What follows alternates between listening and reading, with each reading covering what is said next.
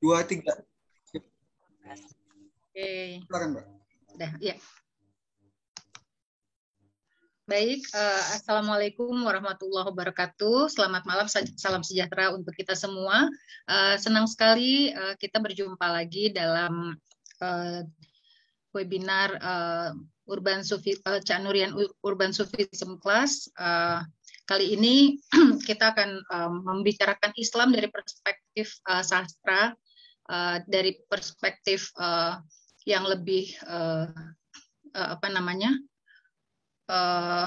aktual gitu, karena sebuah karya sastra itu biasanya mencatat perkembangan zaman gitu ya, mencatat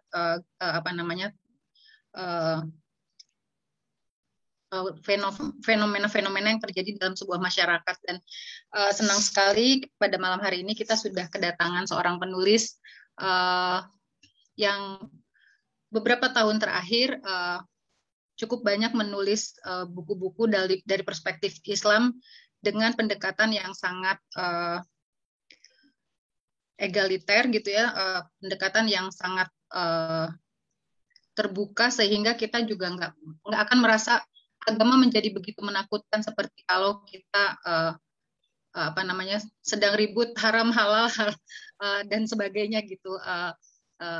Kita bisa melihat sisi agama Islam dalam hal ini dari sisi yang sangat indah, sangat murni, sangat jujur gitu, tanpa polesan apa-apa gitu. Dia didekati dengan cara yang sangat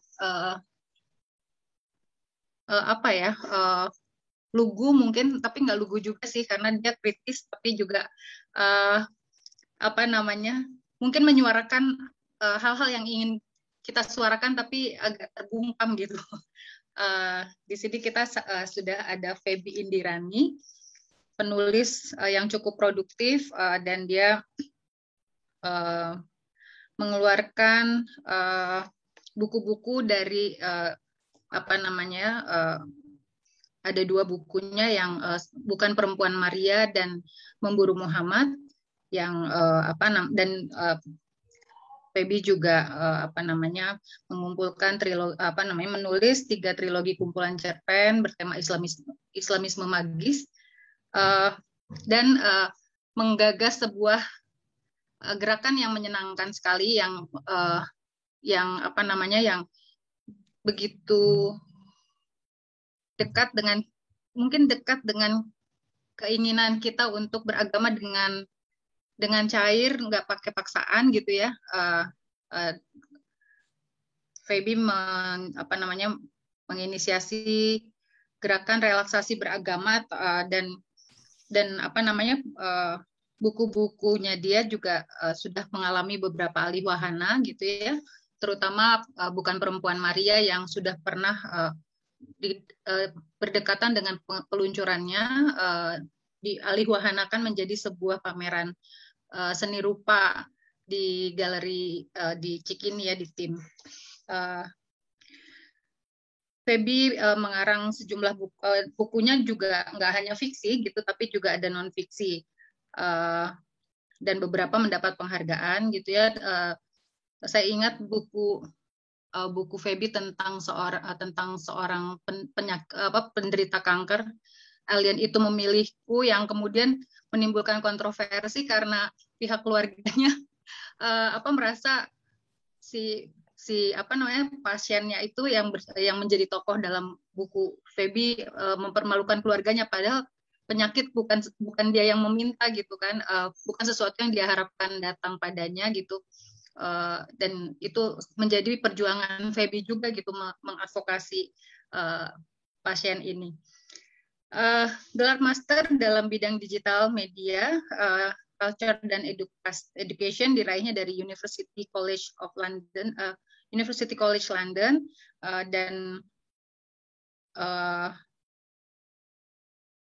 Indonesia Tatler sempat menyebut Feby sebagai satu dari 4 perempuan penulis terbaik pada 2019, dan novelis Ayu Utami menyebut Feby sebagai perempuan penulis yang mewakili generasi pasca reformasi, karena sebelum reformasi ada juga gerakan penulis perempuan yang agak dijuluki dengan agak tidak kurang adil gitu dibilangnya sastrawangi gitu ya, karena perempuannya cantik-cantik gitu penulisnya.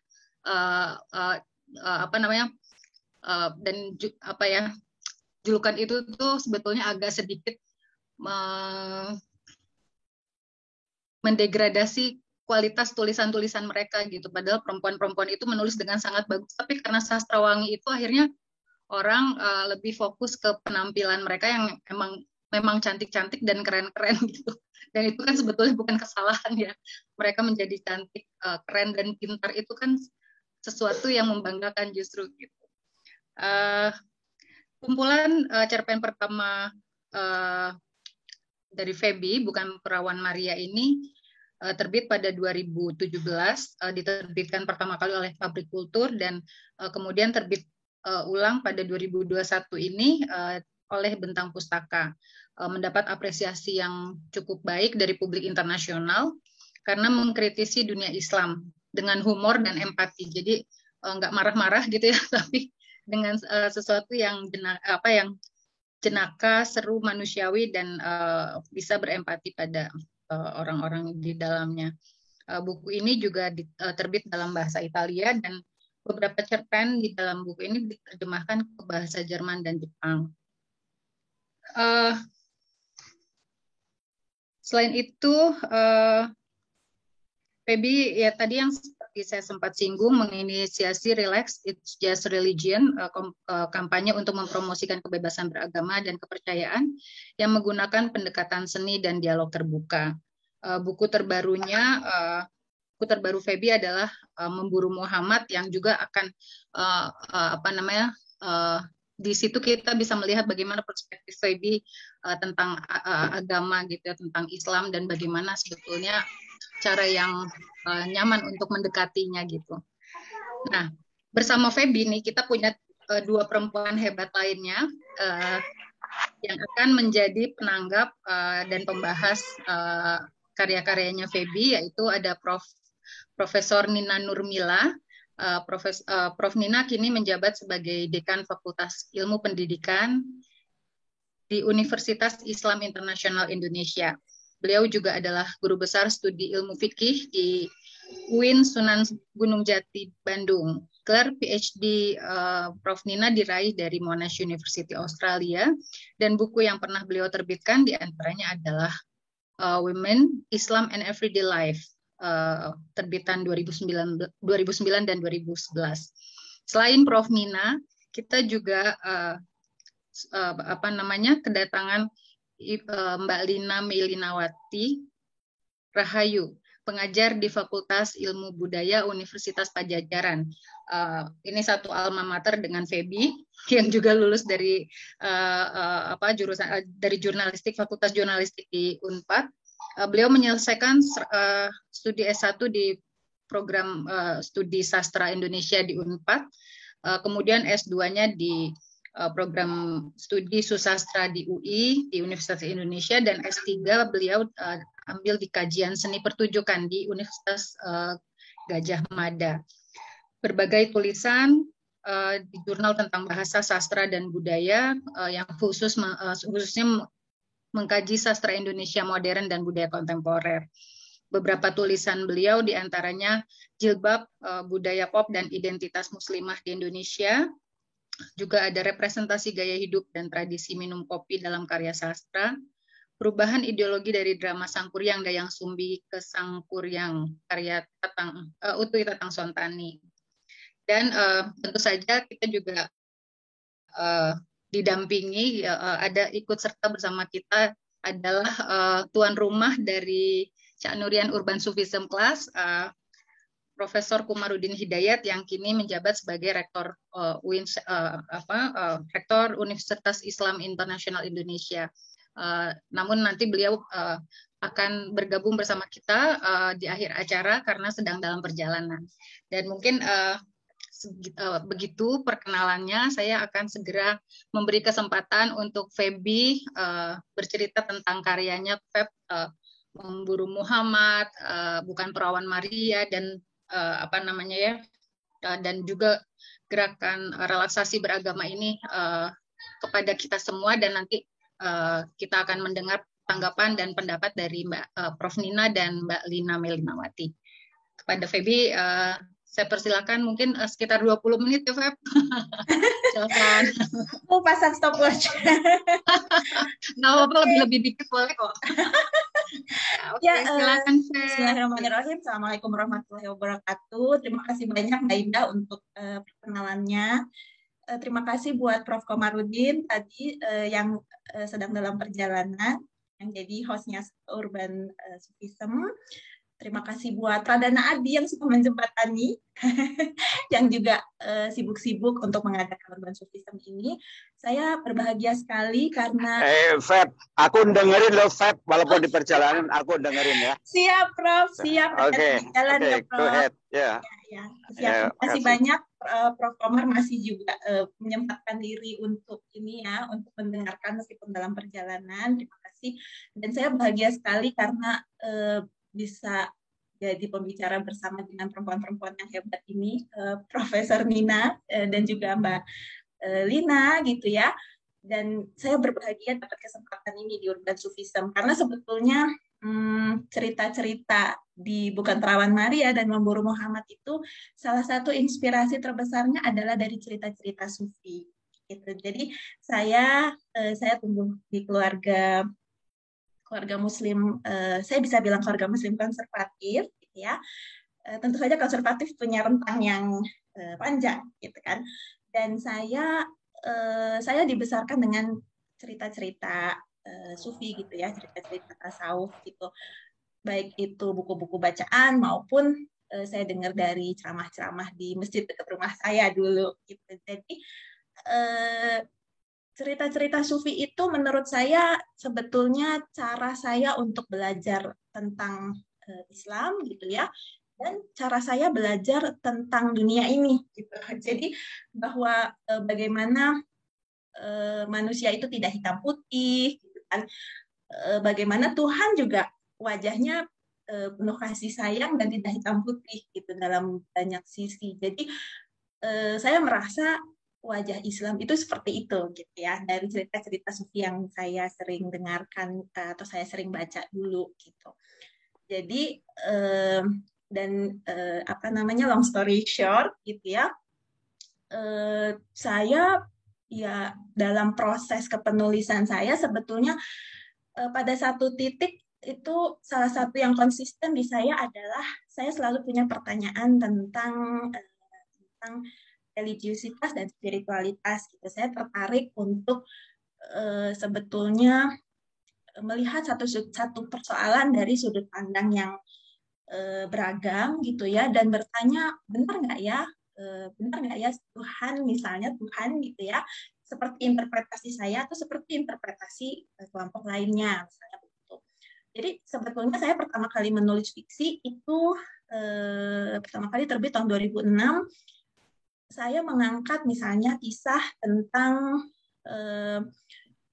prostitusi di Keramat Tunggak yang dibubarkan gitu ya, dan kemudian diganti dengan Islamic Center terbesar gitu. Nah, waktu itu saya mulai punya pertanyaan, apakah masih seperti ini ya sudut pandang orang beragama misalnya begitu. Jadi sepanjang karir saya menulis, saya memang sering sekali menjadikan pertanyaan-pertanyaan tentang religiusitas dan spiritualitas itu sebagai sumber kreativitas buat saya gitulah. Dan kemudian pada satu titik juga ada pertanyaan tentang akar ya, maksudnya akar saya apa sih? Saya lahir dan besar di Jakarta, tapi saya bukan orang Betawi juga gitu kan. Jadi ketika saya melakukan perjalanan ke dalam dan mencari akar saya itu apa sih? Dan kemudian saya menemukan jawabannya bahwa akar saya adalah tradisi Islam, dan tentu saja di sini Islam Nusantara ya, Islam yang ada di Indonesia, karena kita tahu praktik Islam pasti berbeda di beda budaya, beda negara akan beda lagi praktik Islamnya. Gitu. Jadi itu adalah sumber kreativitas buat saya, dan cerita-cerita yang saya tuangkan dalam Memburu Muhammad ataupun Bukan Perawan Maria itu berangkat dari pertanyaan-pertanyaan saya, berangkat dari bacaan-bacaan Islam yang saya pernah baca, gitu kan, berangkat dari amatan, kegelisahan gitu dan sebagainya. Jadi buat teman-teman yang mungkin belum pernah membaca Bukan Perawan Maria dan Memburu Muhammad, itu adalah 19 cerita pendek, satu buku terdiri dari 19 cerita. Kalau Memburu Muhammad 19 cerita plus-plus gitu ya.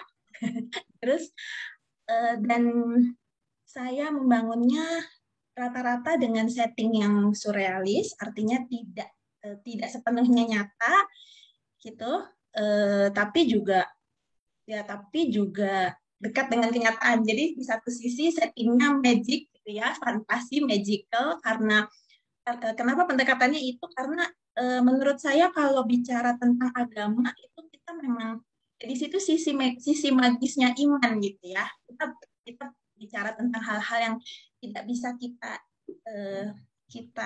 cerna dan secara fisik, secara indrawi sepenuhnya, tapi kita percayai itu dan bagaimana kita mempercayai itu kemudian sangat mempengaruhi pilihan-pilihan dan keputusan-keputusan kita dalam kehidupan fisik ini gitu. Misalnya cara kita mempersepsi apa itu dosa, apa itu pahala gitu kan, cara kita mempersepsi iblis, setan, malaikat, atau cara kita membayangkan surga, neraka itu adalah hal-hal yang kita imani karena kita ya itulah iman. Kalau kita bisa lihat sekarang bukan iman namanya gitu kan.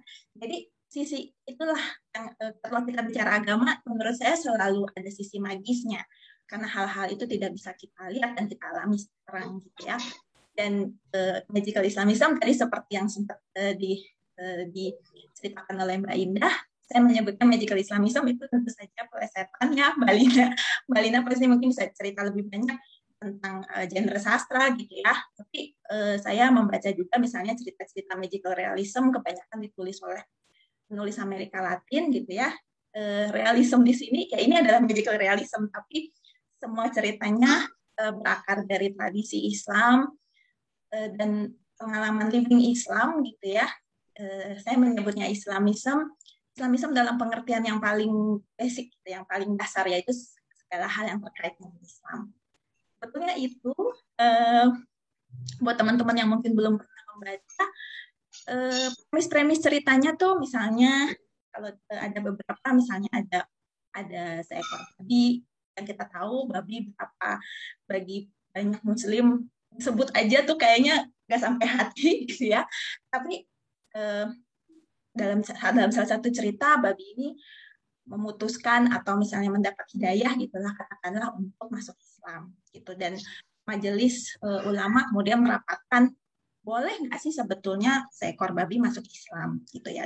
Jadi rata-rata cerita itu berangkat dari situasi what if gitu ya. Bagaimana jika seekor babi ingin masuk Islam? Apakah the rest of the majority akan menerima akan menerima dia gitu ya untuk masuk. Lalu misalnya bagaimana jika seorang teroris gitu ya bom bunuh diri yang sudah berharap-harap akan menemui bidadari gitu ya karena dia punya persepsi seperti itu dan diajar seperti itu gitu ya. Kemudian ketika dia ada di afterlife gitu di akhirat mereka tidak menemui apa yang dia inginkan gitu ya. Jadi rata-rata semua berangkat dari bagaimana jika itu tadi gitu dan ketika saya menulis juga rata-rata memang saya berangkatnya itu dari adegan. Jadi cerita-cerita itu digerakkan oleh adegan. Ya kalau saya belum ketemu adegan atau situasinya saya biasanya belum bisa bergerak menulis gitu. Jadi dan sebetulnya cerita-cerita ini banyak yang memang alegori ya sebetulnya. Misalnya dalam cerita yang tadi saya kutip gitu ya tentang babi tadi, sebetulnya buat saya ini adalah perumpamaan tentang kelompok minoritas di dalam Islam yang misalnya sering sekali dikucilkan gitu ya atau misalnya tidak diterima oleh mayoritas gitu. Misalnya kita tahu kalau di Indonesia ada Ahmadiyah atau Syiah misalnya sebagai minoritas. Jadi ya itu gitu. Pertanyaannya sebetulnya siapa sih yang berhak untuk menentukan siapa yang Muslim dan siapa yang tidak. Dan cerita-cerita semacam itu kalau di dalam Memburu Muhammad misalnya ada cerita salah satunya tentang rahasia rumah kami, di mana seorang anak kecil perempuan menyaksikan kok orang tua, dua orang tuanya ini ternyata diam-diam gitu ya senang makan daging manusia gitu. Jadi si anak kecil ini menyaksikan dari kecil dan itu membuat trauma buat dia gitu.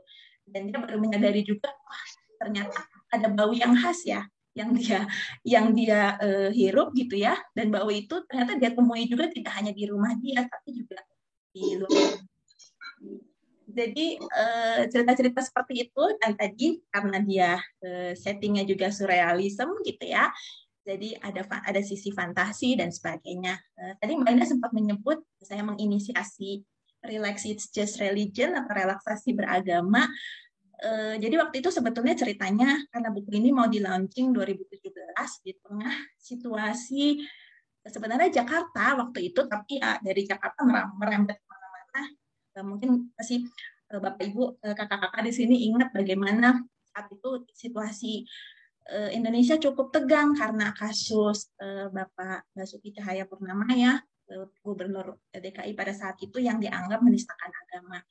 Jadi situasi waktu itu cukup tegang dan ada berita persekusi misalnya begitu. Jadi buku ini mau diluncurkan di tengah situasi yang seperti itu, dan waktu itu saya dan teman-teman Pabrik Kultur ya berpikir bagaimana kita ingin menghadirkan buku ini ke publik kan.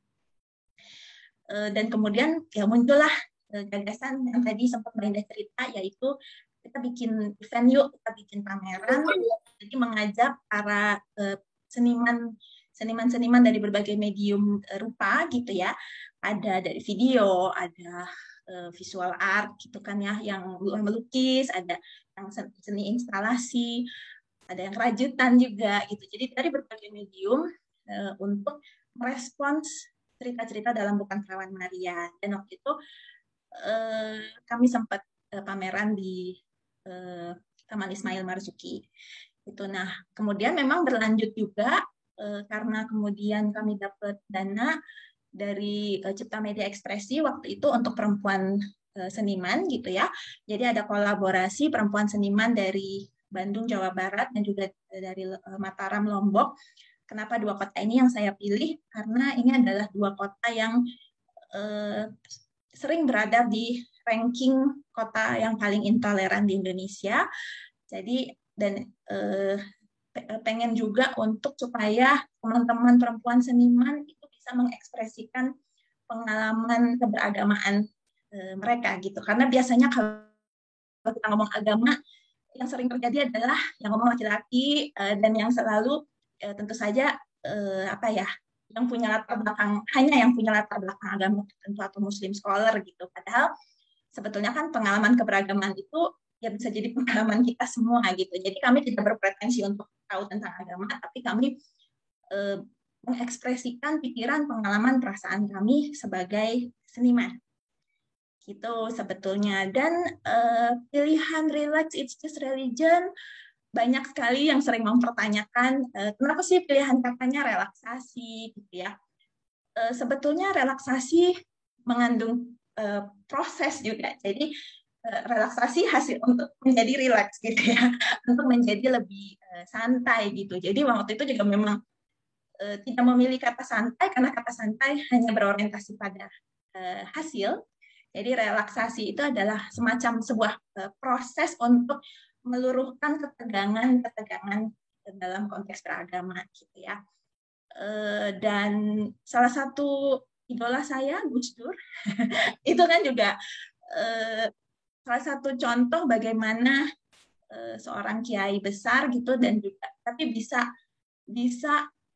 ngomong gitu aja kok repot gitu ya, bisa punya joke gitu tentang keberagamaan. Dan menurut saya itu salah satu sosok Relax It's Just Religion itu kayak gitu kayak Gus Dur, dan itu jadi inspirasi buat saya juga. Jadi dan selalu kami berangkatnya tuh biasanya dari kegiatan kesenian ya. Jadi karena kita kalau ngomong seni itu selalu multi tafsir, multi interpretasi, dan kita bisa duduk bareng-bareng mendiskusikan karya seni, mendiskusikan sastra gitu ya. Kita bisa sama-sama benar, tapi kita juga bisa sama-sama salah, dan nggak apa-apa gitu, karena interpretasi itu sah. Yang penting kita bisa saling menghormati interpretasi satu sama lain. Jadi sering terjadi dalam ruang-ruang acara kami gitu ya, ada duduk bersama orang yang misalnya ingin melepas jilbab tapi sulit sekali karena tekanan di sekitarnya, tapi kita duduk berdampingan dengan orang yang berjilbab dan apa ya, justru ingin sekali beragama dengan lebih secara ritual, lebih soleh dan sebagainya, tapi justru ditentang oleh keluarganya gitu, karena keluarganya menganggap ngapain sih kamu berkerudung misalnya dan sebagainya. Jadi dan ini semuanya bisa duduk bareng dan berbagi pengalaman mereka gitu. Jadi Relax is Just Religion itu ditujukan kepada kelompok yang sangat tegang dalam beragama. Relax it's just religion, it's just religion, is not God. Gitu. Kita kan menyembahnya Tuhannya, bukan menyembah agamanya. Agama is jalan, bukan tujuan akhir sebetulnya. Dan tapi juga ditujukan kepada kelompok yang seringkali apa ya, merendahkan agama gitu ya. Jadi kayak misalnya katakanlah mendewa-dewakan sains, atau misalnya meremehkan. Saya tuh paling nggak suka misalnya pilihan-pilihan kata kadrun misalnya, yang menurut saya itu meremehkan orang-orang yang punya pilihan mereka untuk mengekspresikan iman dengan cara mereka sendiri gitu. Jadi sebetulnya ditujukan untuk dua kubu ekstrim ini gitu ya. Yang satu sangat tegang dalam beragama, yang satu sangat meremehkan agama gitu. Jadi ini adalah sebuah ijtihad gitu ya dari saya dan teman-teman, dan kemudian ini jadi suatu kolektif yang cair saja. Artinya para seniman ini ada juga misalnya, sekarang saya sempat kuliah di London dan dari mana-mana, kami sempat bikin event di Berlin misalnya. Jadi ada seniman Turki bikin koreografi tari gitu kan dari salah satu cerpen, dan dia bilang dia mau menampilkan lagi koreografi tari ini, go ahead gitu. Kayak saya juga senang bahwa ini para seniman ini memiliki gerakan ini juga gitu ya. Mereka bisa mempresentasikan apapun karya mereka tanpa harus ada saya. Jadi ini sesuatu yang organik, dan apa ya, semua seniman yang punya share the same concern itu bisa melakukannya gitu. Di sisi lain memang Relax It's Just Religion itu juga ada sisi semacam trainingnya gitu ya, karena inisiator dari gerakan ini ada saya, Febi Indirani, ada Mas Hikmat Darmawan.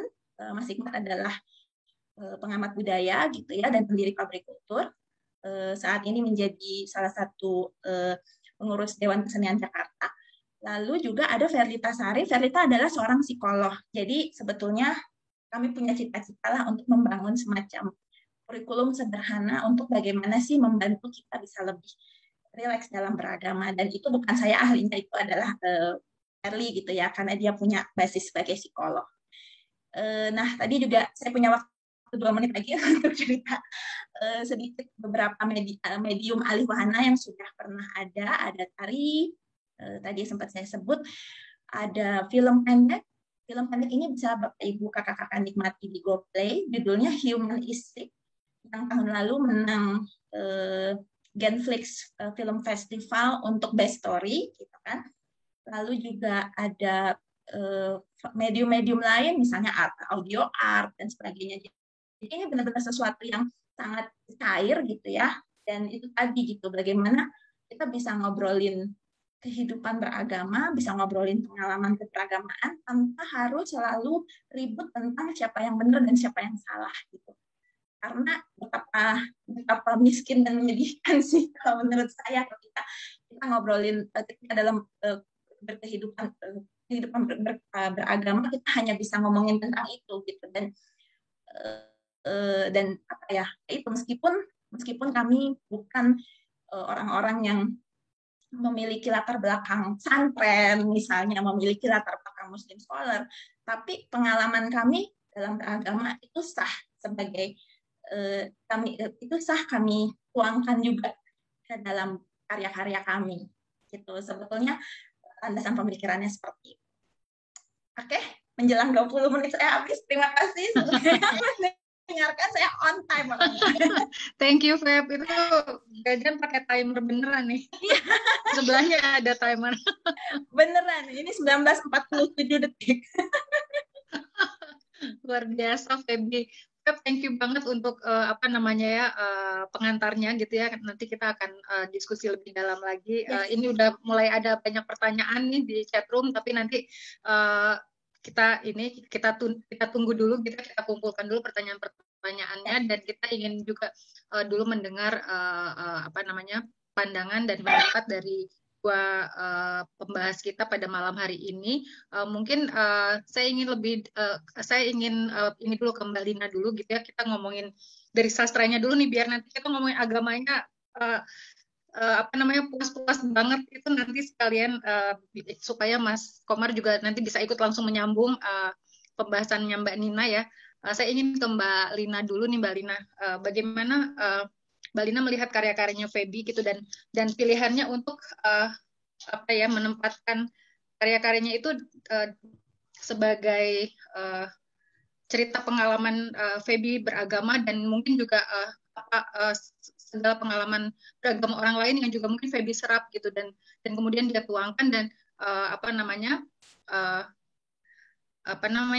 dengan sadar gitu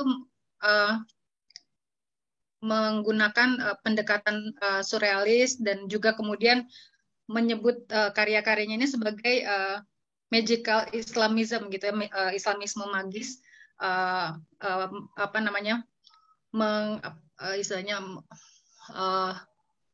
mengutip gitu ya, mengikuti aliran yang memang ada dalam dunia sastra. Ini gimana nih, Mbak Lina? Silahkan. Makasih Mbak Indah. Tadi saya agak santai, saya pikir Prof. Nina dulu. Saya akan sedikit berbagi layar. Ini bukan hanya untuk memudahkan saja dalam di dalam pembicaraan, karena ada beberapa hal saya takutnya saya yang ngelantur gitu. Jadi lebih baik saya pakai panduan ini agar bicaranya lebih pas. Jadi saya mengambil judul mementaskan satir keberagamaan. Keberagamaannya saya pisahkan begitu, karena saya takut orang membacanya dengan cepat jadi keberagaman, walaupun keberagamaan juga harusnya tentang keberagaman pasti. Jadi judul sudah bisa dilihat kan ya ininya? Sudah Mbak, sudah. Sudah, mangga Mbak Lina. Ya, nuhun. Jadi mementaskan, kenapa mementaskan gitu judulnya. Nah, ini juga ceritanya agak panjang. Jadi besok itu kami ada konferensi internasional di Unpad, di FIB Unpad, dan kemudian kita bicara pementasan dalam pengertian yang umum. Jadi saya setelah sekali merengkuh dayung 2-3 pulau terlampaui, ini akan saya jadikan juga sebagai makalah di dalam konferensi tersebut. Jadi saya beri judul mementaskan satir keberagamaan dalam fiksi karya Febi Indirani. Nah, jadi ini ada 2 buku karya Febi, dan ketika saya membaca ini, yang pertama saya takjub karena banyak endorsement dari orang-orang besar dan orang-orang penting. Wah, ini ngomong dari mana lagi? Semua orang sudah ngomong dan semuanya tentu benar begitu. Yang satu terbit tahun 2017, bukan Perawan Maria, dan yang satu tahun 2020. Ketika saya membaca buku ini, saya betul-betul merasa terwakili. Kenapa? Karena ada banyak yang saya pikirkan sama, dan saya rasa sama, tapi saya tidak mampu mengatakannya. Mungkin saya tidak sekuat Febi untuk mengatakannya, dan mungkin itu memang selemah-lemahnya iman begitu ya. Katanya kalau tidak mengatakan, jadi saya betul-betul merasa gembira. Itu saya tulis di IG saya, jadi saya merasa gembira karena saya merasa terwakili, tetapi sekaligus juga merasa sedih karena memang seperti inilah keberagamaan di Indonesia. Nah, saya punya satu contoh kasus. Jadi saya pernah mengucapkan selamat hari raya agama lain di dalam IG saya. Lalu kemudian baru tayang beberapa menit atau beberapa jam, saya sudah mendapat japri dari orang. Katanya itu tidak boleh, itu dilarang, itu mengucapkan hari raya pada agama lain. Lalu kemudian dengan ayat-ayat yang langsung dikirimkan pada saya lewat DM. Aduh, saya kemudian merasa terintimidasi begitu ya. Lalu apa yang saya lakukan ya saya hapus saja daripada harus berargumentasi dengan mereka.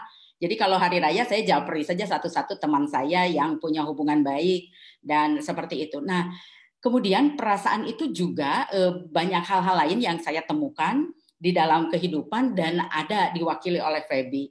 Jadi buku Feby ini cukup mewakili saya dan saya tidak seberani itu untuk berkonfrontasi dengan orang untuk hal-hal yang seperti ini karena kadang-kadang yang seperti itu mereka merasa bahwa itu benar begitu.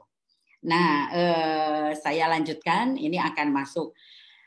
Saya memberi judul mementaskan satir. Bagaimana kemudian saya membaca kedua buku ini? Kalau membaca kumpulan cerpen, biasanya saya akan membaca cerpen yang dijadikan jadi judul buku. Kenapa? Karena menurut saya itu pasti ada pertimbangan ideologis dari pengarangnya atau dari penerbitnya. Mengapa buku itu dijuduli itu? Itu biasanya bukan cerpen pertama di dalam buku itu, malah cerpen kesekian. Tetapi pengambilan judul kemudian menjadi penting karena itu menjadi poin utama mengapa itu dijadikan judul. Biasanya begitu di dalam pada umumnya cerpen. Jadi saya membacanya dari judul terlebih jadi dari cerpen yang dijadikan judul. Bukan Perawan Maria mengisahkan perempuan bernama Maria yang hamil dan mengandung melahirkan tanpa berhubungan dengan laki-laki. Lalu dia tentu saja bukan perawan seperti halnya Maria, lalu memburu Muhammad, yaitu Abu Jahal yang kemudian kembali dari neraka dan dia dendam kepada Muhammad lalu memburu orang-orang yang bernama Muhammad. Dia bingung karena begitu banyak nama Muhammad, terutama di Indonesia. Walaupun orang memakai nama Muhammad, ada Muhammad yang jadi koruptor, ada Muhammad yang jadi copet, begitu, dan macam-macam. Lalu dari dua cerpen ini saya sudah bisa menyimpulkan bahwa ini satir. Saya tidak membaca komentar-komentar orang di internet. Kenapa? Karena saya ingin mendapatkan pemahaman sendiri, baru kemudian membaca komentar-komentar orang. Tapi saya membaca komentar-komentar endorse yang ada di buku. Nah, kemudian saya merasa ini Feby sedang membuat sindiran pada keberagamaan kita. Oleh sebab itu saya menyebutnya satir dan ini ada beberapa tentu saja di dalam kesusastraan Indonesia, tetapi sependek pengetahuan saya yang gaya seperti Feby ini kayaknya belum ada atau mungkin saya yang sedikit membaca. Nah, lalu saya ingin bicara bagaimana Feby menampilkan satir atau bagaimana satir itu ditampilkan di dalam cerita. Saya membaca ketiga cerpen ini, judulnya Baby Ingin Masuk Islam. Baby ini nama untuk babi begitu ya. Lalu Iblis Pensiun Dini dan Malaikat Cuti. Dari judul-judul ini saya langsung teringat satu cerpen karya Taufik Al-Hakim, seorang sastrawan dari Mesir yang membuat cerpen judulnya Sang Martir. Mungkin Feby juga pasti pernah membaca ini. Al-Hakim itu orang yang sangat religius. Dia membuat cerpen judulnya Sang Martir yang bercerita tentang iblis yang pengen tobat. Jadi iblis itu pengen tobat karena dia kok begini terus, begitu kan dia juga ingin masuk surga. Lalu kemudian dia datang ke para pemuka agama, dia datang ke pemuka agama Kristen, dia datang ke pemuka Yahudi dan terakhir Islam. Tapi semua menolak karena kalau iblis masuk Islam begitu gimana kewibawaan agama dan kewibawaan kitab suci, hilang semua itu kitab suci begitu ya, karena iblis kan namanya banyak di sana begitu. Nah, jadi saya terpikir Taufik Al-Hakim dari judul-judulnya, tetapi kemudian saya baca di sana Baby Ingin Masuk Islam, babi ingin masuk Islam begitu tentu saja ditolak. Tetapi ada pesan yang unik di sana, bahwa seorang kiai memelihara atau beternak babi, yang babi itu diberikan pada orang miskin yang tentu saja bukan Islam. Tetapi orang menolak itu karena babinya begitu, bukan apa yang dilakukan kiainya. Nah, ini saya punya pengalaman tentang ini. Saya itu kan jadi penilai buku di Kementerian Pendidikan dan Kebudayaan. Lalu sebuah buku cerita itu diloloskan atau tidak untuk jadi bacaan di sekolah-sekolah. Itu biasanya kami menilai lewat Pusat Kurikulum dan Perbukuan. Ada satu cerita di sana, seorang anak di NTT yang jarang naik kelas begitu. Jadi agak bodoh. Nah, ketika naik kelas bapaknya tuh happy banget. Lalu kemudian bapaknya itu membuat selamatan dengan memotong babi. Ada seorang penilai dari universitas lain yang bilang ini nggak boleh dilolosin, ini buku ini jangan dilolosin karena masa hajat itu syukuran motong babi begitu. Saya bilang kan ini settingnya di NTT dan dia juga bukan beragama Islam, ya tapi nggak boleh karena itu. Saya sampai bertengkar tapi bingung begitu. Dan akhirnya buku itu tidak diloloskan. Itu ironis banget kan ya. Nah, lalu iblis pensiun dini. Jadi iblis pensiun dini, jadi iblis yang bintang 5 mungkin secara general kalau di kita dia ingin pensiun karena dia pikir tingkah laku manusia itu sudah lebih hebat dari iblis. Lalu kemudian si hakimnya kan bukan menolak tetapi seperti memberi kajian. Kamu akan diturunkan katanya jadi wajah manusia begitu. Dan dia turun di dalam bentuk kiai.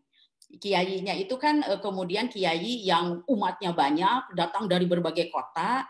Kan kita gitu ya, kalau ngefans sama kiai dari berbagai kota didatengin gitu. Terus si kiai bilang apapun diikuti.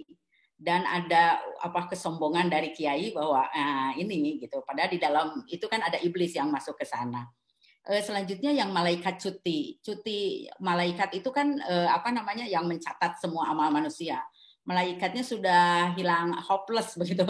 Jadi nggak usah nyatet lagi karena manusia sudah mencatat kebaikannya di media sosial, di Facebook, di Instagram begitu kan. Kita baca seperti yang ditulis oleh Feby di sana, nulis katanya keep calm and reading Quran begitu. Baca Quran saja dilaporkan di Facebook. Lalu kemudian kan kita sering sekali baca 1 hari 1 juz setiap hari begitu. Lalu ya Allah sembuhkanlah penyakit ibuku begitu. Tiap hari saya sampai tiap hari baca yang seperti itu. Ya Allah kabulkanlah doa-doaku. Kenapa nulis seperti itu di Facebook atau di Instagram, di status WA begitu ya.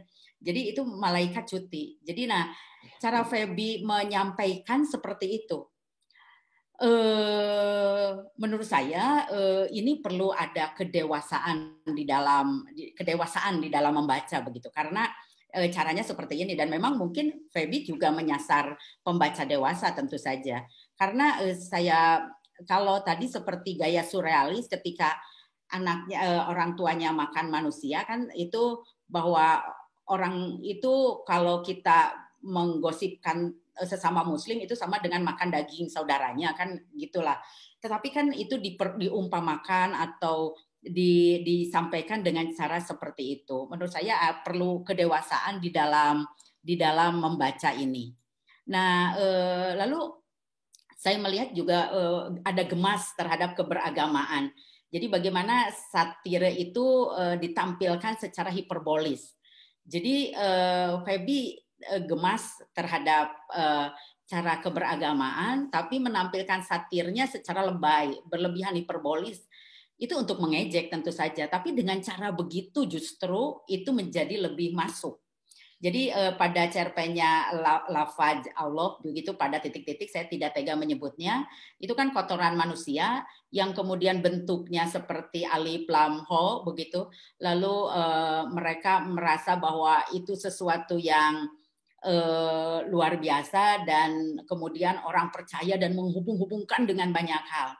Kita kan juga sering lihat awan begitu. Saya pernah juga melihat teman memotret awan yang bergulung-gulung, menurut saya sih pikiran saya seperti biri-biri.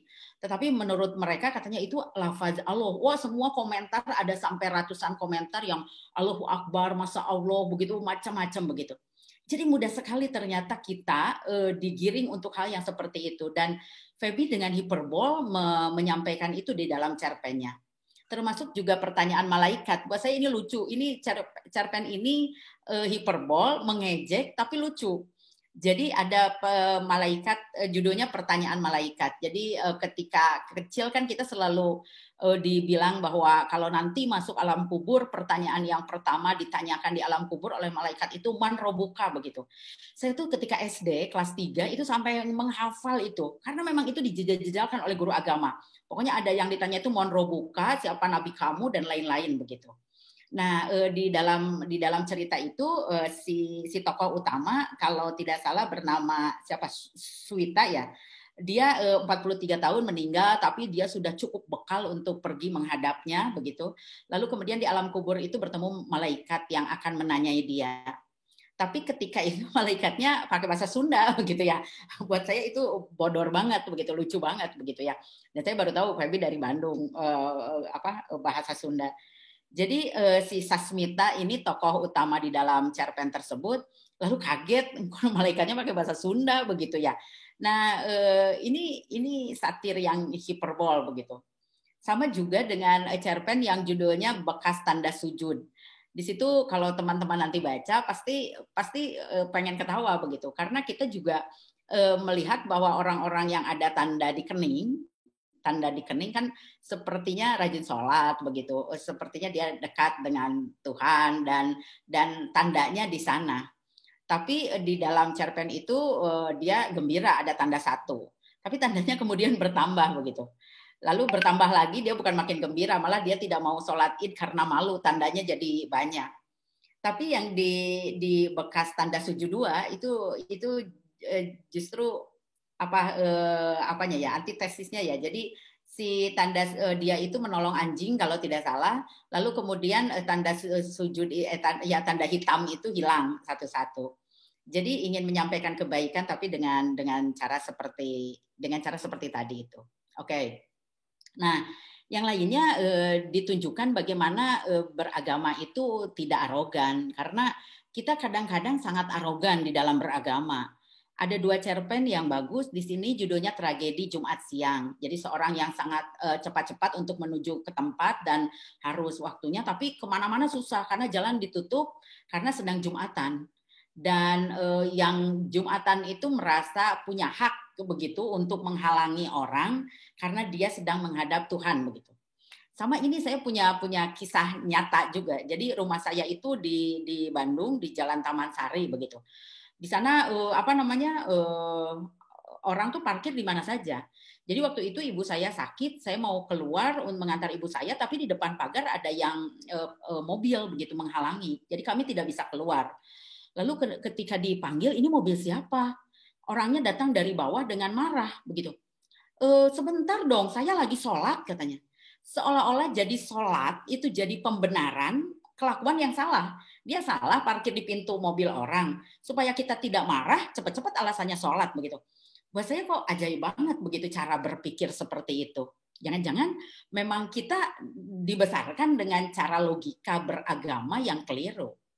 Lalu juga ini ada cerpen yang juga bagus tentang bagaimana beragama itu tidak arogan, rencana pembunuhan sang muazin. Jadi ada seorang tokoh yang karena pekerjaan dia pulangnya tengah malam, malah menjelang subuh, dan dia baru tidur menjelang subuh, tapi baru mau tidur di masjid dengan sangat keras, sudah dari pukul 3 sudah mengaji, dan bukan dari satu masjid, mungkin dari berbagai masjid, hingga dia tidak bisa tidur. Esensinya kan di dalam ini kita beragama itu tidak dengan arogan, kira-kira seperti itu. Nah juga saya berapa menit ya, Bu Indah? Tidak banyak. Bisa 3 menit lagi, Mbak. Oke. Udah aja kalau begitu saya akan melihatnya ke sini. Jadi bagaimana perspektif gender dalam kedua buku ini. Nah, ini ada yang lucu. Judulnya ada yang poligami dengan peri, lalu cemburu pada bidadari, dan ruang tunggu. Di sana laki-laki, jadi di sana itu kan laki-laki yang mau mengorbankan dirinya untuk surga dengan jadi pengantin istilahnya, dengan bom bunuh diri. Dan dia percaya bahwa nanti akan dijemput oleh 72 bidadari. Nah, gampang banget kalau laki-laki diiming-imingi ini, karena pasti laki-laki akan luluh begitu. Bayangkan dijemput oleh 72 bidadari. Logikanya laki-laki kemudian menjadi hilang, dan itu disampaikan dengan sangat baik. Jadi, dan ini coba, yang mayoritas kan laki-laki. Tidak mungkin kalau perempuan diiming-imingi 72 pangeran mau. Saya mah satu saja pusing begitu, apalagi 72. Nah, jadi kemudian bagaimana laki-laki itu digambarkan di dalam cerpen Feby, dan bagaimana kemudian dia takluk pada hal-hal yang sifatnya visual dan yang kaitannya dengan syahwat, menjadi tidak berdaya sama sekali. Menurut saya itu unik dan juga lucu. Selanjutnya ini juga tampak bagaimana laki-laki digambarkan dengan menurut saya mengabaikan logika, yang walaupun laki-laki selalu mengagung-agungkan makhluk dengan logika, tetapi justru di dalam cerpen ini kelihatan bahwa dia tidak memakai logikanya itu. Berebut jenazah, juga cerpen Laut Ayah dan Sang Putri, juga Umi Saleha di Madu Lagi. Nah, mungkin karena waktunya sebentar, ini tidak akan saya jelaskan. Teman-teman pasti nanti membacanya, apalagi sudah dialihwahanakan. Ini di sini ada banyak mahasiswa saya yang mata kuliahnya sastra bandingan, lalu kami mengajar alihwahana. Nanti saya akan tugaskan bagaimana kemudian alihwahana dari cerpen ke bentuk-bentuk yang lainnya. Nah, mungkin kita melihat ada karya serupa di dalam kesusastraan Indonesia yang bagaimana dia mengkritisi agama. Ada Oka Rusmini, bagaimana dia mengkritisi budaya agama Hindu dan budaya Bali. Kemudian ada puisi-puisinya Joko Pinurbo. Lalu kemudian kita tahu ada Perempuan Berkalung Sorban. Ini bagaimana dia melihat kedudukan perempuan secara dalam Islam dan dari sudut pandang patriarkal, dari sudut pandang laki-laki. Lalu Robohnya Surau Kami, Harmoni dalam Tanda Tanya. Ini bagaimana melihat itu. Tetapi dengan gaya yang satir seperti Feby, itu saya belum melihat atau saya belum menemukan, atau seperti saya bilang tadi, atau bacaan saya yang kurang. Nah, dalam pembicaraan ini akan saya tutup dengan beberapa penutup yang mungkin ini sebuah simpulan. Jadi buku ini adalah buku dakwah kalau menurut saya, tapi disampaikan dalam bentuk satir. Walaupun disampaikan dengan satir, maknanya sangat subtil. Jadi pelan-pelan dapat, dan seperti itu harusnya dakwah disampaikan. Sama kalau misalnya saya memberi contoh sedikit sebelum menutup, kita ada dua film. Satu film judulnya Nada dan Dakwah begitu. Orang sudah tahu males nontonnya, itu pasti diberi dakwah. Tapi satu film judulnya Home Alone. Itu tentang anak yang terpisah dari orang tuanya, lalu kemudian dia bertemu kembali pada malam Natal. Bagaimana kemudian keajaiban Natal itu disampaikan secara subtil di dalam film. Dan orang tidak merasa bahwa itu ada makna yang dalam tentang keajaiban Natal begitu. Nah, jadi saya melihat bahwa sebetulnya ini dakwah dan sangat religius, tapi disampaikan dengan cara yang satir. Mungkin itu saja dari saya. Terima kasih Bu Indah. Mudah-mudahan bisa memberi gambaran pembicaraan secara keseluruhan, walaupun dalam waktu yang cukup pendek. Assalamualaikum warahmatullahi wabarakatuh. Waalaikumsalam warahmatullahi wabarakatuh. Mbak Lina, terima kasih banyak pembahasan yang sangat detail, dan penutupnya tuh yang menurut saya penting sekali gitu, bagaimana Mbak Lina merangkum menyebut karyanya Feby ini sebagai sebuah dakwah gitu ya, dakwah yang disampaikan dengan cara yang sangat walaupun satir mungkin juga lebih tidak terasa menggurui gitu ya, karena disampaikan seperti seorang teman bercerita saja gitu. Nah, kita ingin dengar juga nih dari Mbak Nina. Sebetulnya gimana sih ini terkait juga sama selain tanggapannya Mbak Nina tentang karya-karyanya Feby, juga saya ingin sekaligus juga ingin meminta Mbak Nina membahas juga gimana sih Mbak sebetulnya dakwah tuh boleh disampaikan dengan cara apa saja gitu. Apakah boleh dengan satir seperti ini gitu, dengan dengan cara-cara yang mungkin terkesan tidak religius gitu, Mbak. Begitu sih. Silakan Mbak Nina. Bismillahirrahmanirrahim. Assalamualaikum warahmatullahi wabarakatuh. Alhamdulillahirrahmanirrahim. Wassalatu wassalamu ala Muhammadin sayyidil mursalin wa ala alihi wa sahbihi ajma'in. Terima kasih ya, saya berterima kasih kepada Mbak Indah sebagai moderator pada malam hari ini, juga kepada Adi ya yang sudah meminta saya untuk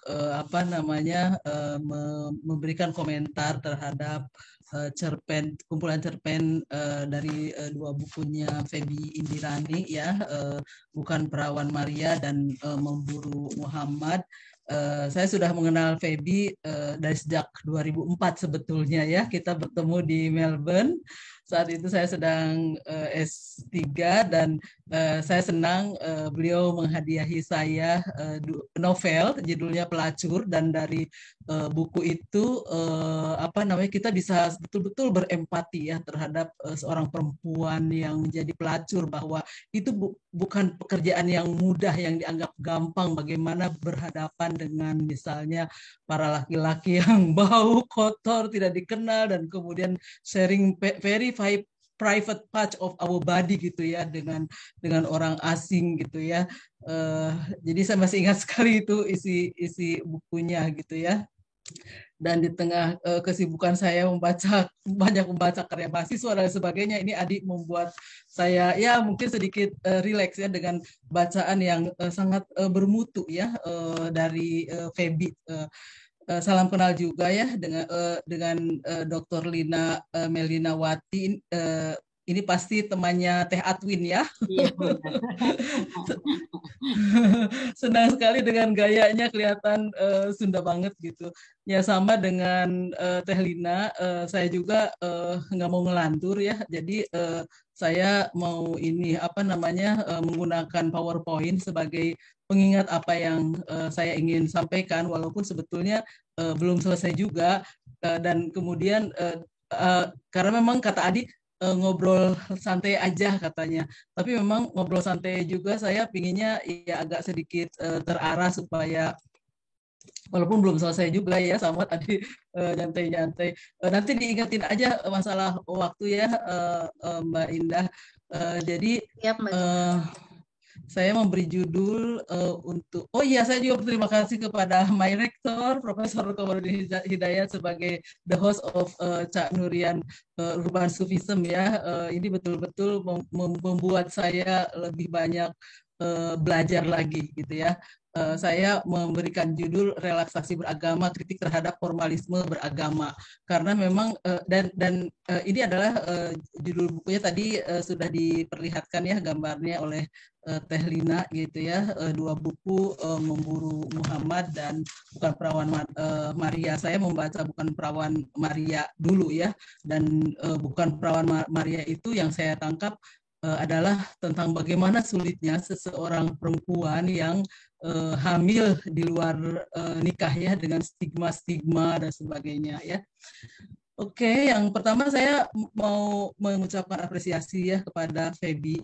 Selamat ya atas lahirnya karya-karya brilian yang sudah diterjemahkan.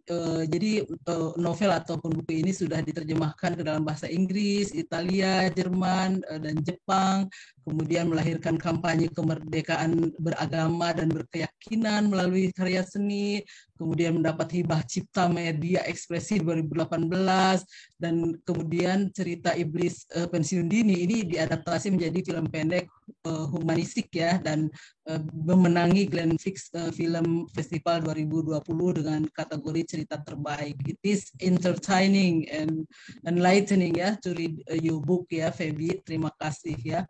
Dan sekarang saya ingin menyampaikan refleksi saya terhadap buku, walaupun kadang-kadang saya masih ada menebak-nebak kira-kira arah cerita ini kemana gitu ya, dan arah edukasinya kemana gitu. Jadi izinkan saya menebak arah ataupun mengungkapkan refleksi pemahaman saya terhadap cerpen-cerpen ini. Mungkin nanti Feby bisa mengkonfirmasi ataupun menjelaskan apa yang saya tidak tahu ya. Tadi ternyata ketika mendengar penjelasan Feby ya tentang baby ingin masuk Islam, ternyata memang hampir sama ya pemahamannya itu tentang eksklusivitas dalam beragama, sehingga kemudian umat beragama terutama mayoritas ini bisa menghalangi atau menentukan siapa yang boleh atau tidak boleh masuk Islam. Ternyata yang dia maksud adalah si baby ini adalah Ahmadiyah atau Syiah gitu ya. Kemudian tragedi Jumat siang tadi Teh Lina sudah menjelaskannya ya. Yaitu saya melihatnya di sini kesalehan itu dinilai sempit ya, yaitu semata-mata ibadah vertikal saja gitu. Dan tadi itu ketika seseorang itu menekankan ibadah vertikal saja, seolah-olah perbuatan apapun itu yang tidak benar itu dijustifikasi oleh perbuatan yang seolah-olah suci itu.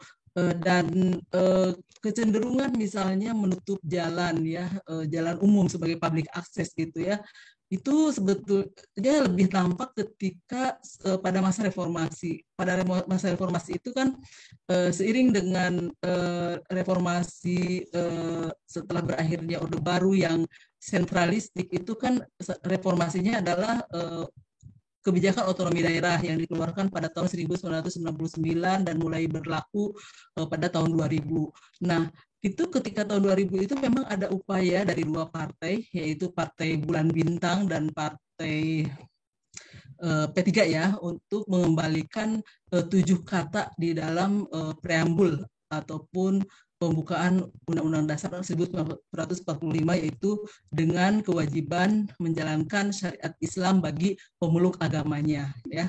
Nah, itu tidak berhasil di level nasional untuk memformalisasi implementasi ajaran Islam, dan kegagalan perjuangan di level nasional ini kemudian dilanjutkan pada level daerah gitu dengan menggunakan otonomi daerah. Ini Komnas Perempuan sudah mengidentifikasi ya bahwa sejak diberlakukannya otonomi daerah itu banyak muncul kebijakan-kebijakan yang diskriminatif, yang ditutup, dikamuflase dengan nama syariah, perda syariah, tapi kemudian Komnas Perempuan menamakannya perda diskriminatif karena memang ada unsur diskriminasi. Dan sebetulnya saya juga sudah membaca beberapa jurnal artikel gitu ya yang mengkritik terhadap misalnya penutupan jalan ketika menjelang sholat Jumat, karena jalan itu adalah fasilitas umum. Orang yang menggunakan fasilitas umum itu tidak terbatas jam, siang dan malam tidak boleh ditutup, ataupun misalnya hanya untuk sholat Jumat gitu.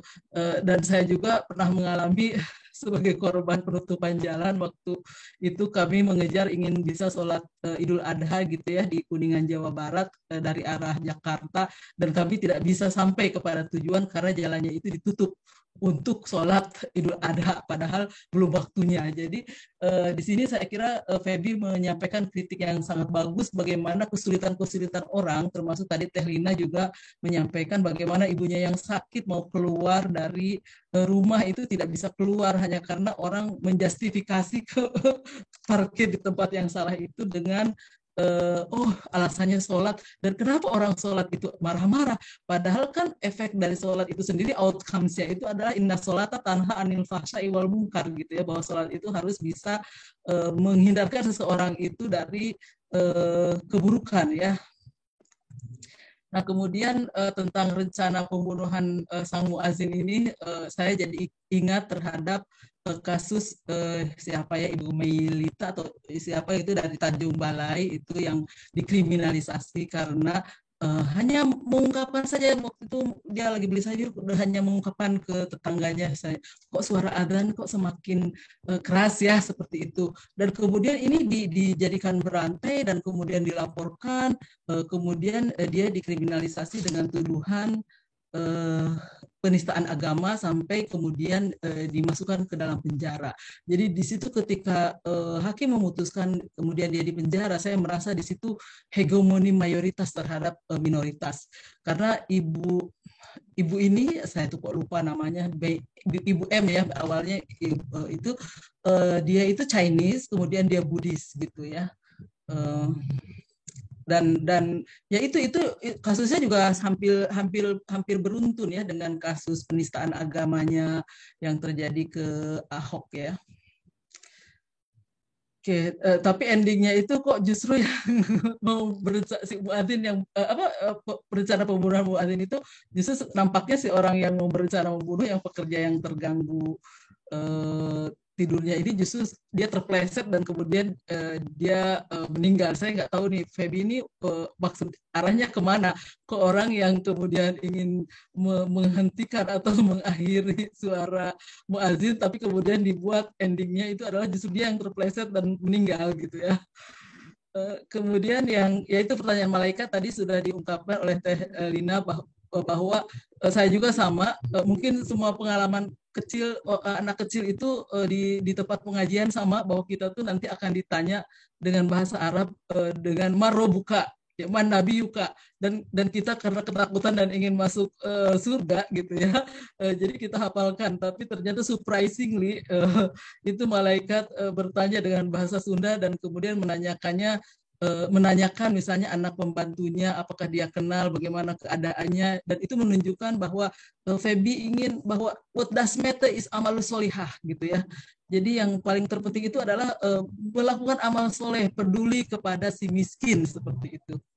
Dan tentang tanda bekas sujud juga saya tidak bisa melabelinya seperti Teh Linda ya dengan satir, kemudian hiperbol. Saya sudah lupa tuh pelajaran sastra itu, tapi saya melihat di sini ini adalah kritik terhadap kelompok tertentu yang suka melakukan ya penutupan warung-warung ketika bulan Ramadan, padahal kan tidak semua orang wajib berpuasa ya kan, dan harusnya orang ya saling paham aja gitu ya, saling menghormati gitu.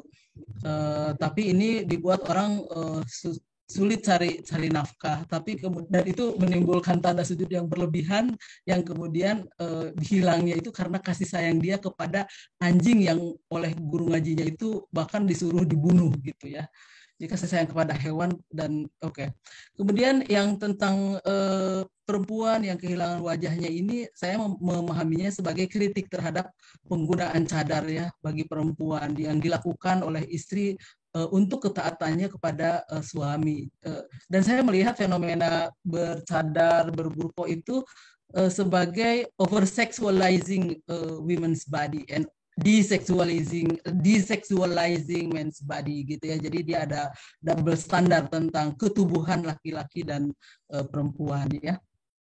Kemudian tentang poligami, ini bukan hanya dibahas di bukan Perawan Maria, tapi juga Memburu Muhammad. Tapi ini saya belum selesai membacanya. Sebetulnya saya ingin ini saya bisa menyelesaikan yang semua buku ini sebelum presentasi, tapi ternyata saya tidak bisa mengejarnya. Tapi tentang poligami ini, karena saya juga disertasinya tentang poligami, sebetulnya menarik ya fenomena konstruksi misalnya di salah satu partai gitu ya yang mempromosikan bahwa perempuan soleh itu adalah perempuan yang membolehkan suaminya menikah lagi. Sampai-sampai ketika penelitian saya itu saya menemukan di kelompok partai tersebut gitu, kelompok yang selalu pokoknya menjegal apapun perjuangan perempuan, seperti misalnya rancangan undang-undang kesetaraan dan keadilan gender, rancangan undang-undang tindak pidana kekerasan seksual, itu pasti di DPR itu dihalangi oleh partai tersebut. Sepertinya partai ini sangat tidak mau perempuan Indonesia itu terbebas dari diskriminasi ataupun kekerasan gitu ya. Dan di situ dikonstruksi ya para perempuannya itu untuk mencarikan istri lain bagi suaminya. Dan saya juga pernah menemukan gitu ya pasangan yang dia itu saya mewawancarai istri pertamanya, istri keduanya, dan dia mencarikan suaminya itu istri kedua karena ingin dikonstruksi sebagai istri solihah. Tapi kemudian setelah itu dia merasa hancur gitu ya, ada banyak kecemburuan dan kemudian tidak seperti yang dibayangkannya lah di dalam poligaminya. Kemudian cemburu para bidadari ini tentang kritik terhadap ini ya, apa namanya, penyebaran radikalisme. Di cerpen ini Feby seperti menyadarkan kepada kita bahwa ada paham radikalisme yang disebarkan ya di antara laki-laki, dan iming-imingnya itu tadi seperti Teh Lina katakan itu, kalau dalam bahasa saya sih sangat falosentrik ya. Laki-laki bisa kehilangan akalnya dengan diiming-imingi seorang perempuan yang cantik gitu, yang syahwatnya tidak pernah putus gitu ya, itu hilang akal sehatnya ya dengan iming-iming tersebut. Dan ini nyambung dengan ruang tunggu, di mana semua janji-janji itu semuanya palsu. Jadi orang itu tertipu gitu. Tapi saya ingin sebetulnya hiperbol yang digunakan oleh Feby itu lebih dahsyat, yang menunjukkan dia tuh menderita gitu loh, bukan hanya tertipu dan menunggu gitu. Seperti halnya Feby ketika menggambarkan yang di Memburu Muhammad yang judulnya itu sebentar, Rahasia Rumah Kami. Jadi saya salut banget itu membaca cerpen yang judulnya Rahasia Rumah Kami, itu tentang gibah ya, bagaimana Feby menggambarkan secara, ya kita tuh yang membaca tuh sangat jijik gitu ya, melihat, maksudnya tuh pandangan, jadi kan dari perspektif seorang anak kecil ya, melihat orang tuanya itu misalnya memakan bagian kepala, bagian hidung, bagian jari-jari, darahnya meleleh, dan itu ternyata arahnya itu kepada ini apa namanya, tentang larangan ghibah ya kan. Jadi ini mengingatkan saya kepada sebuah hadis gitu ya, yang judulnya itu yang isinya itu wala yaghtab ba'dukum ba'do ayuhibbu ahadukum ayyakulalah ma'akhihi mayitan fakaritumuhu. Jadi engkau jangan bergunjing gitu ya, karena akankah kamu suka jika kamu itu memakan bangkai saudara kamu sendiri. Dan itu digambarkan betul secara hidup dan menjijikan, bikin mual gitu ya, dalam Rahasia Rumah Kami dari pandangan anak kecil, dan ternyata fenomena itu banyak gitu ya.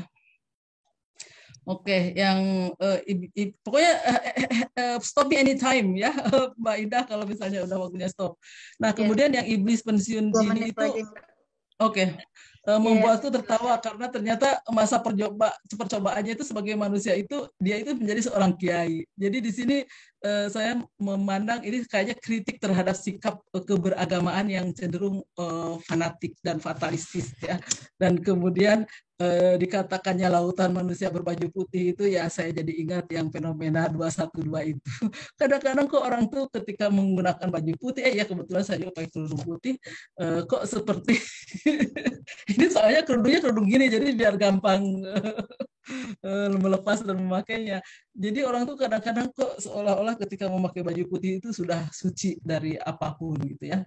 Nah, kemudian yang lucu lagi, baik di buku yang Memburu Muhammad ataupun Bukan Perawan, Feby itu mengangkat isu seksualitas, misalnya masturbasi para laki-laki ya. Dan ini sama dengan hidup kedua Kiai Zahid juga di situ ya, diangkat isu masturbasi. Saya tidak tahu, mungkin Feby bisa menjelaskan mengapa membahas ini gitu. Itu kan isu sensitif tapi terus lucu gitu ya. Dan isu seksualitas lain yang diangkat adalah homoseksualitas, misalnya dengan Anal Hub gitu ya. Itu adalah juga seorang kiai yang berhubungan ya dengan seorang researcher, itu juga sama laki-laki dengan laki-laki. Demikian juga ada yang ini, itu tentang homoseksualitas ini juga diangkat di Tiba di Surga, di mana ada seorang seperti mati suri gitu, dan dia melihat ada pasangan homo dan perempuan yang tidak berkerudung, yaitu istrinya yang sudah meninggal, ternyata bisa masuk surga. Sementara dikonstruksikan di masyarakat kita bahwa orang yang tidak pakai kerudung atau orang yang nongol kerudungnya maka dia tidak akan mencium bau surga. Saya suka sekali kritik ini gitu ya, bahwa bagaimana kemudian surga itu ditentukan oleh a piece of cloth yang menutupi rambut, seolah-olah itu menafikan amal soleh dan amal-amal lain gitu ya.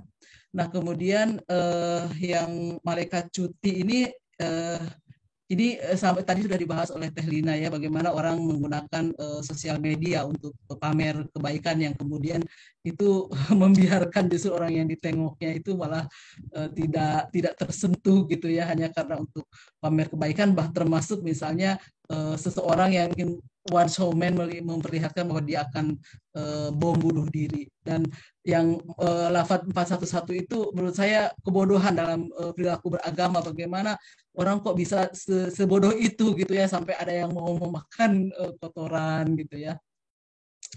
Dan Suara Menggemarkan di novel Bom Bunuh Muhammad, saya memandangnya yang tentang kasus Ibu Halidah itu mungkin kritik ya terhadap ketidakpedulian sosial kepada tetangga, sampai-sampai tetangga itu meninggal baru ketahuan setelah membusuk sehingga kemudian dikubur tanpa dimandikan gitu ya.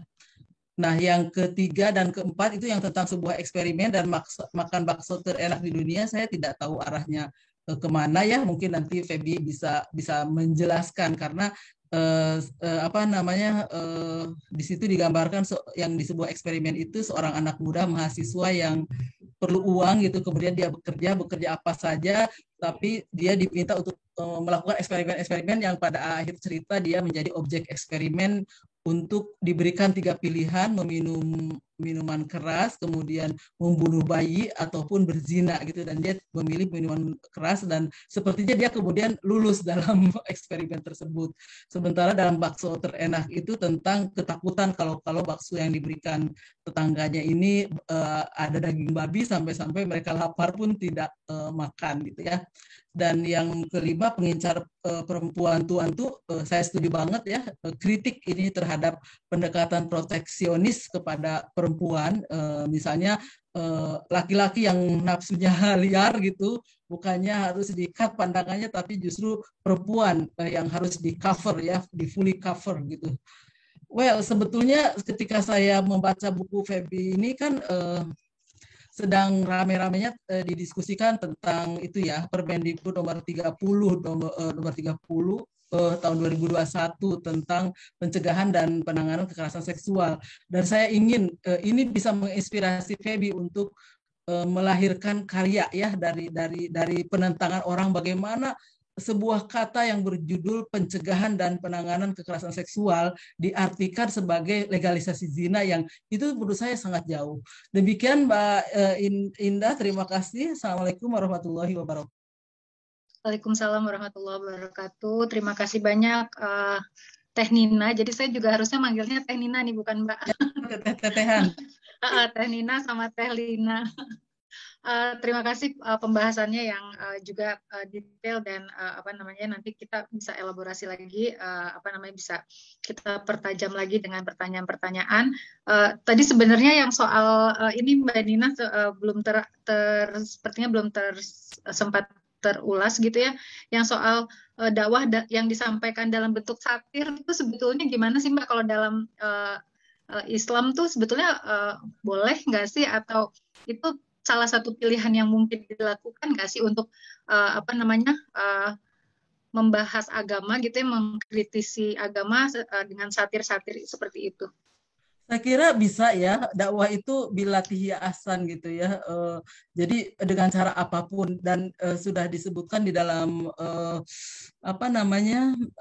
di dalam wacana agama itu, kita itu harus berbicara sesuai dengan qadri uqulikum ya, dengan sesuai dengan ukuran akalnya masing-masing, sehingga kemudian penyampaian dengan bahasa-bahasa perumpamaan dan sebagainya itu mungkin lebih menyentuh gitu ya. Dan saya juga sependapat dengan Teh Lina bahwa ini adalah dakwah Feby ya, kritik terhadap formalisme beragama tapi menghilangkan substansi. Jadi dia mengingatkan orang untuk melihat kembali ruh agama itu adalah untuk kebaikan, untuk sholat, puasa, sujud banyak tanpa memperhatikan lingkungan itu. Jadi saya setuju banget dengan Teh Lina. Terima kasih.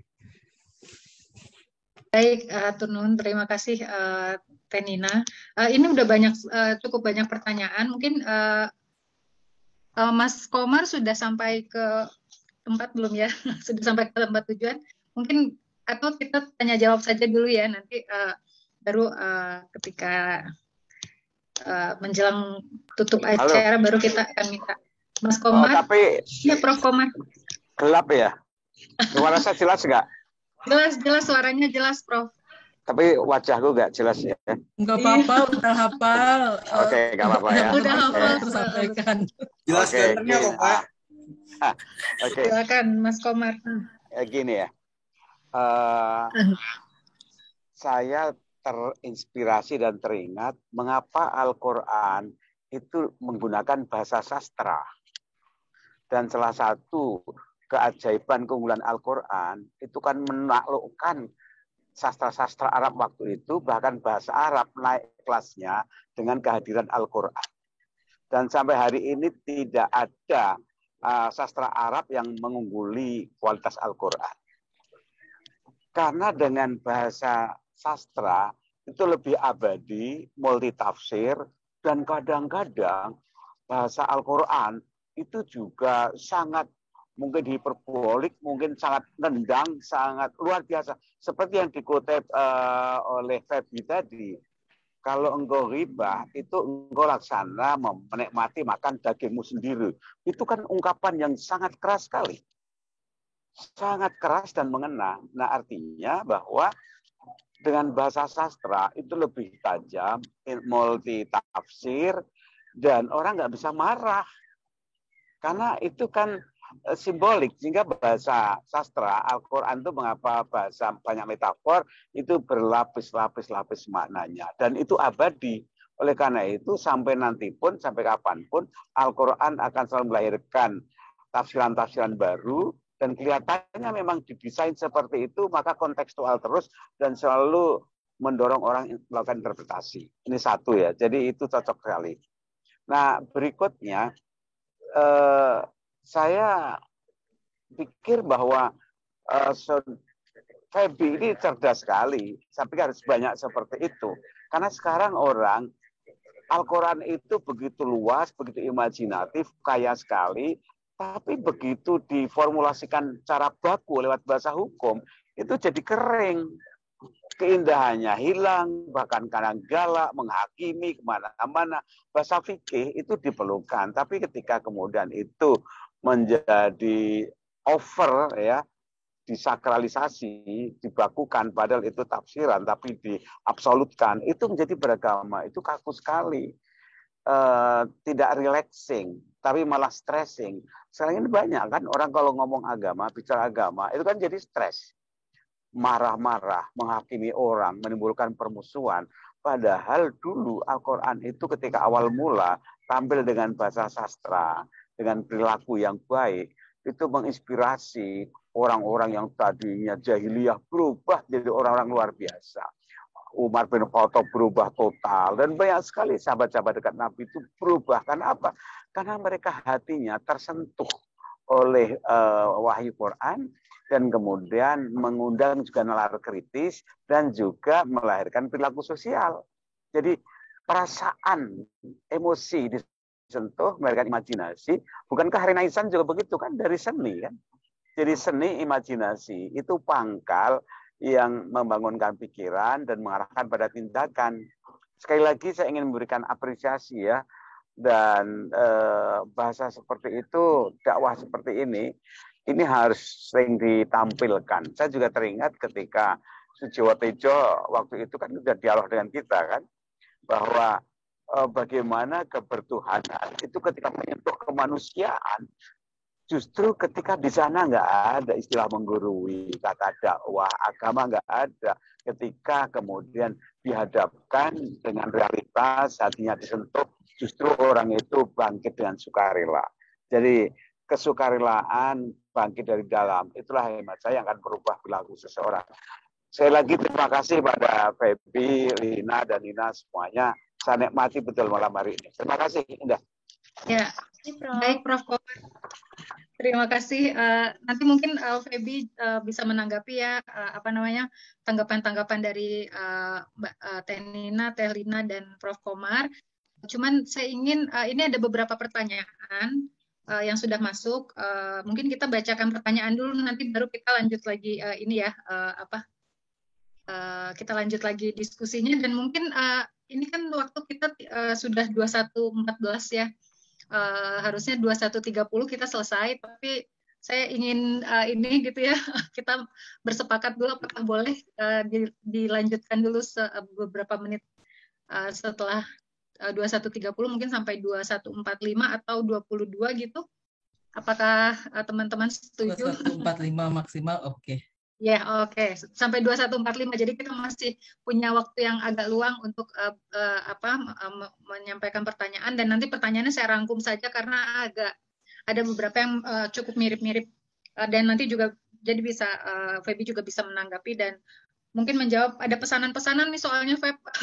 Pesanan-pesanan dari Mbak Nina untuk bikin karya baru terkait sama Permendikbud 30 gitu ya. Mungkin itu nanti bisa ditanggapi juga tadi yang disampaikan sama Prof. Komar gitu. Ini ada pertanyaan dari Mbak Weka dan Mas Irwan yang menurut saya cukup ada kaitannya ya. Mbak Weka bertanya, kenapa Feby memilih genre surrealis untuk cerpen-cerpennya Feby gitu. Karena menurut Mbak Weka kok sepertinya kisah-kisahnya jadi terasa seram gitu. Nah terus juga kalau Mas Irwan bertanya tentang aftertaste yang mungkin muncul pada pikiran pembaca setelah membaca buku cerpen-cerpennya Feby. Apakah aftertaste itu termasuk dalam pertimbangan Feby ketika menulis sebuah cerpen gitu? Feby, silakan Feb, bisa ditanggapi dulu. Baik, terima kasih banyak hatur nuhun pisan kepada Teh Nina, juga Prof. Komar. Terima kasih banyak untuk apresiasinya gitu ya. Saya terharu dan senang banget sih, maksudnya senang banget kalau bisa dianggap sebagai buku dakwah gitu ya, karena ya memang tujuannya dakwah sih. Tapi kan tidak semua orang mungkin akan bisa melihat dari sudut pandang itu gitu ya. Jadi dan saya saya ingin meng-highlight gitu ya, menyoroti lagi, yang menggarisbawahi lagi yang tadi Prof. Komar bilang gitu, bahwa Al-Quran itu adalah bahasa sastra yang simbolik dan metafor. Tentu saja saya nggak punya pretensi untuk meniru Al-Quran, ya nggak mungkin gitu. Cuma saya merasa bahwa itu adalah suatu tradisi yang panjang gitu. Jadi Islam itu punya tradisi yang panjang dan sangat kaya, yang memang mungkin berkiblatnya gitu ya memang kepada Al-Quran ya. Maksudnya tradisi cerita-cerita sufi yang sempat tadi saya juga singgung, itu memang sering sekali menghadirkan cerita-cerita yang tadi gitu, yang memang memiliki multi tafsir, dan juga fokusnya tuh menyentuh hati gitu, menyentuh hati manusia. Dan buat saya inti agama itu sebetulnya itu ya, maksudnya apa gunanya ya kita beragama terus kemudian saling membenci gitu, saling membunuh atas nama agama, itu jadi meaningless gitu. Jadi saya meng-highlight itu, dan saya berbahagia bahwa ada yang bisa membacanya dari sudut pandang itu tadi gitu, bahwa ini adalah tujuan ijtihad, tujuan dakwah saya gitu ya. Kenapa surrealis tadi, menjawab pertanyaan itu. Surrealis, pertama saya suka pendekatan itu. Sebagai pribadi, saya sebagai pembaca, saya baca juga yang realisme, tapi karena pekerjaan saya juga adalah seorang jurnalis dan saya banyak menulis yang non-fiksi, jadi ketika saya menulis fiksi ini semacam moda bekerja dan moda berpikir yang berbeda gitu. Jadi saya saya sengaja memang memisahkan, katakanlah gitu ya. Jadi ketika saya menulis menulis non-fiksi itu yang memang berlandaskan pada realisme, dan ketika saya menulis fiksi saya ingin membebaskan imajinasi saya sebebas-bebasnya gitu ya. Itu pertama. Yang kedua adalah memang ini adalah juga strategi. Jadi itu adalah pilihan yang menurut saya cukup strategis ketika menghadirkan isu-isu yang katakanlah relatif sensitif itu. Jadi dengan imajinatif, dengan latar surrealisme itu memang kemudian bisa dibaca secara multitafsir. Jadi saya senang sekali dengan tadi interpretasi dari Terina, interpretasi dari Prof. Nina juga. Itu adalah interpretasi. Pembaca sering datang ke saya dan bertanya, Mbak, ini maksudnya apa? Gitu ya. Saya biasanya selalu tanya balik, menurutmu apa? Gitu. Dan jawaban itu sangat menarik. Seringkali saya kaget sendiri, oh ada ya bisa dibaca seperti itu. Tapi saya senang karena begitulah kan, ketika misalnya sebuah karya itu lahir, itu sudah interpretasinya adalah dimiliki oleh pembacanya, dan itu adalah sah. pembacaan itu sah. Saya mesti belajar juga untuk berdisiplin gitu ya, untuk apapun tafsirnya itu ya itu adalah tafsir gitu, dan saya nggak boleh tersinggung juga gitu kan. Ada yang kadang-kadang bikin saya terkejut gitu, bahkan misalnya waktu tadi saya cerita ada proyek bersama dengan perempuan seniman di Lombok, dan tafsirnya itu misalnya sesuatu yang cukup jauh dari sudut pandang saya. Misalnya salah satu kelompok tari gitu ya, ya tariannya bagus gitu, dan teman-teman bisa saksikan juga di YouTube. Nanti saya kasih linknya ya.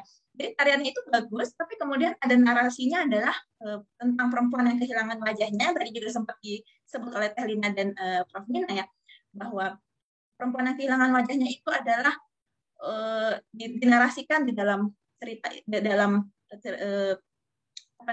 dalam cerita tentang tari itu sebagai ini adalah arogansi perempuan urban yang yang kemudian harus berserah kepada takdir Tuhan, misalnya seperti itu kira-kira, yang membuat buat saya cukup mengejutkan. Oh, bisa ada tafsir seperti itu ya, kesombongan perempuan urban ini misalnya.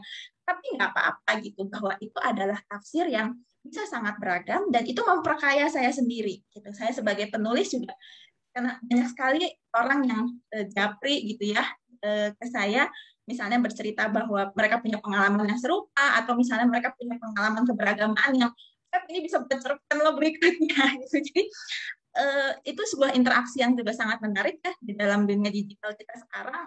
Orang bisa bisa bercerita balik kepada penulis untuk berinteraksi itu tadi gitu, dan saya dapat feedback yang sangat banyak dan beragam gitu. Jadi surrealisme itu memang tujuannya itu, Kak Weda ya tadi.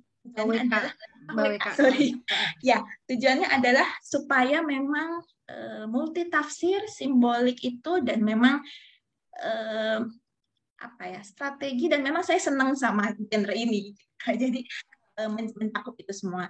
Aftertaste-nya, nah nyambung tadi sempat yang saya bilang, aftertaste-nya sangat-sangat beragam, dan itu memang akan kembali kepada diri individu yang menginterpretasi, karena memang seperti karya seni pada umumnya itu akan tergantung dari semacam cermin bagi individunya. Itu ketika dia seorang yang katakanlah sedang mengalami kemarahan, dia bisa melihat itu sebagai suatu bentuk gemas itu tadi, misalnya sebagai suatu bentuk marah itu tadi. Tapi ada misalnya orang individu lain yang misalnya sedang moodnya misalnya ingin mentertawakan dunia ini, dia bisa merasa itu sebagai sesuatu yang sangat lucu misalnya. Jadi aftertaste-nya itu bisa sangat-sangat beragam, rata-rata memang menyampaikan keterkejutannya, dan ini respons yang saya dapatkan dari pembaca berbagai bangsa juga. Waktu saya book tour di Italia misalnya, saya kaget bahwa mereka bisa ketawa juga dengan joke-nya malaikat misalnya, atau joke di ruang tunggu yang padahal saya merasa itu konteksnya Indonesia banget gitu sebetulnya, tapi ternyata dalam dalam medium sastra, pembaca dari berbagai latar budaya dan latar bangsa pun bisa relate, karena memang itu satu hal yang manusiawi gitu. Jadi aftertaste itu sangat-sangat beragam gitu. Mungkin saya mau respon sedikit dari Prof. Nina, tadi ada pertanyaan sebuah eksperimen itu apa sih gitu ya. Sebuah eksperimen tadi sempat disinggung cerita. Sebetulnya kan itu terinspirasi dari suatu cerita yang sangat kita familiar ya, yang tadi seorang pemuda yang dihadapkan pada pilihan membunuh bayi, bersetubuh dengan seorang perempuan, lantas pilihan terakhirnya adalah minum alkohol. Dan itu sebenarnya setahu saya bukan hadis, bukan Al-Quran, bukan apapun, itu adalah sebuah cerita juga yang sudah berabad-abad diceritakan ulang gitu. Yang kemudian saya sebetulnya ingin mempertanyakan cerita-cerita itu, karena saya melihat salah satu fenomena di mana ketika misalnya banyak terjadi misalnya katakanlah berita perkosaan gitu ya, itu semuanya misalnya seringkali disebut karena minum alkohol gitu, karena minum minuman. Jadi semacam kan biang perbuatan tercela ya, semua perbuatan itu seolah alkohol itu bisa menyebabkan semua perbuatan-perbuatan itu gitu. Jadi ada dua setidaknya yang ingin saya coba pertanyakan gitu ya. Pertama adalah karena saya waktu itu juga skripsinya di jurnalistik waktu itu tentang berita-berita perkosaan, bagaimana berita-berita perkosaan di media kita tuh selalu dihadirkan dengan menyalahkan pihak ketiga, entah itu pihak ketiganya adalah alkohol, entah itu DVD porno, entah itu apapun gitu, atau korban yang pakaiannya seperti apa gitu ya. Padahal sebetulnya misalnya dalam kehidupan kita yang nyata, kalau orang sudah minum terlalu banyak, ya biasanya nggak bisa berbuat apa-apa. Jadi apa namanya, itu sebetulnya dan bisa dipertanggungjawabkan secara medis gitu, secara penelitian medis. Berapa banyak sih kadar alkohol orang gitu yang apa namanya yang bisa mengakibatkan perbuatan tertentu misalnya atau apapun gitu. Jadi itu sebetulnya adalah pertanyaan kritis aja gitu. Benarkah alkohol itu kemudian menjadi penyebab dari banyak tindak kekerasan terhadap perempuan misalnya begitu. Itu satu. Yang kedua adalah seperti dalam kita katakanlah kita hadapkan pada pilihan-pilihan itu gitu ya. Saya tahu hikmah dari cerita yang cerita klasiknya itu adalah jangan mendekati alkohol gitu ya. Tapi kemudian bayangkan kalau kita dihadapkan pada 3 pilihan itu, kan nggak mungkin membunuh bayi juga. Itu maksudnya itu adalah pilihan-pilihan yang mustahil gitu. Jadi ya udah, akhirnya pilihan dari si pemuda itu adalah pilihan yang memang paling masuk akal. Dan kenyataannya ketika dia minum terlalu banyak, ini nggak bisa berbuat apa-apa juga gitu. Itu sebetulnya itu sih, mengkritisi cerita klasik yang sangat dipercaya banget oleh banyak orang juga. Yang sebetulnya apakah itu sebetulnya masih seberapa relevan sih dalam konteks, dan jangan sampai itu menjadi semacam jadi tumpuan sedikit-sedikit karena alkohol nih gitu. Padahal bisa jadi penyebabnya bukan itu gitu. Penyebabnya banyak lagi hal gitu ya. Itu sih antara lain. Baik, ya terima kasih Feb apa tanggapannya ya, dan mungkin ini juga soal yang tadi disinggung sama Teh Lina soal logika beragama yang keliru itu gitu yang ingin disampaikan sama Febi gitu ya, untuk meluruskan apa namanya kesalahpahaman penafsiran terhadap teks-teks agama gitu ya, dan nah mungkin saya ingin minta sedikit tanggapan dari Teh Lina tentang aftertaste dari sebuah karya sastra nih, Teh Lina. Betul nggak sih sebetulnya karya sastra itu memiliki aftertaste yang muncul dan yang jadi konstruksi utama dari pembentukan perilaku dan sikap seseorang gitu di luar karya tersebut. Kalau dari sisi maksudnya ketika kita selesai membaca karya, kita punya pemahaman gitu atau kita mengubah apa? Oke. Ya, jadi dampak sebuah karya terhadap seseorang gitu ya, aftertaste itu mungkin. Oke. Saya akan mengambil ilustrasi atau contoh ketika Salman Rushdie mengeluarkan buku yang ayat-ayat setan ya.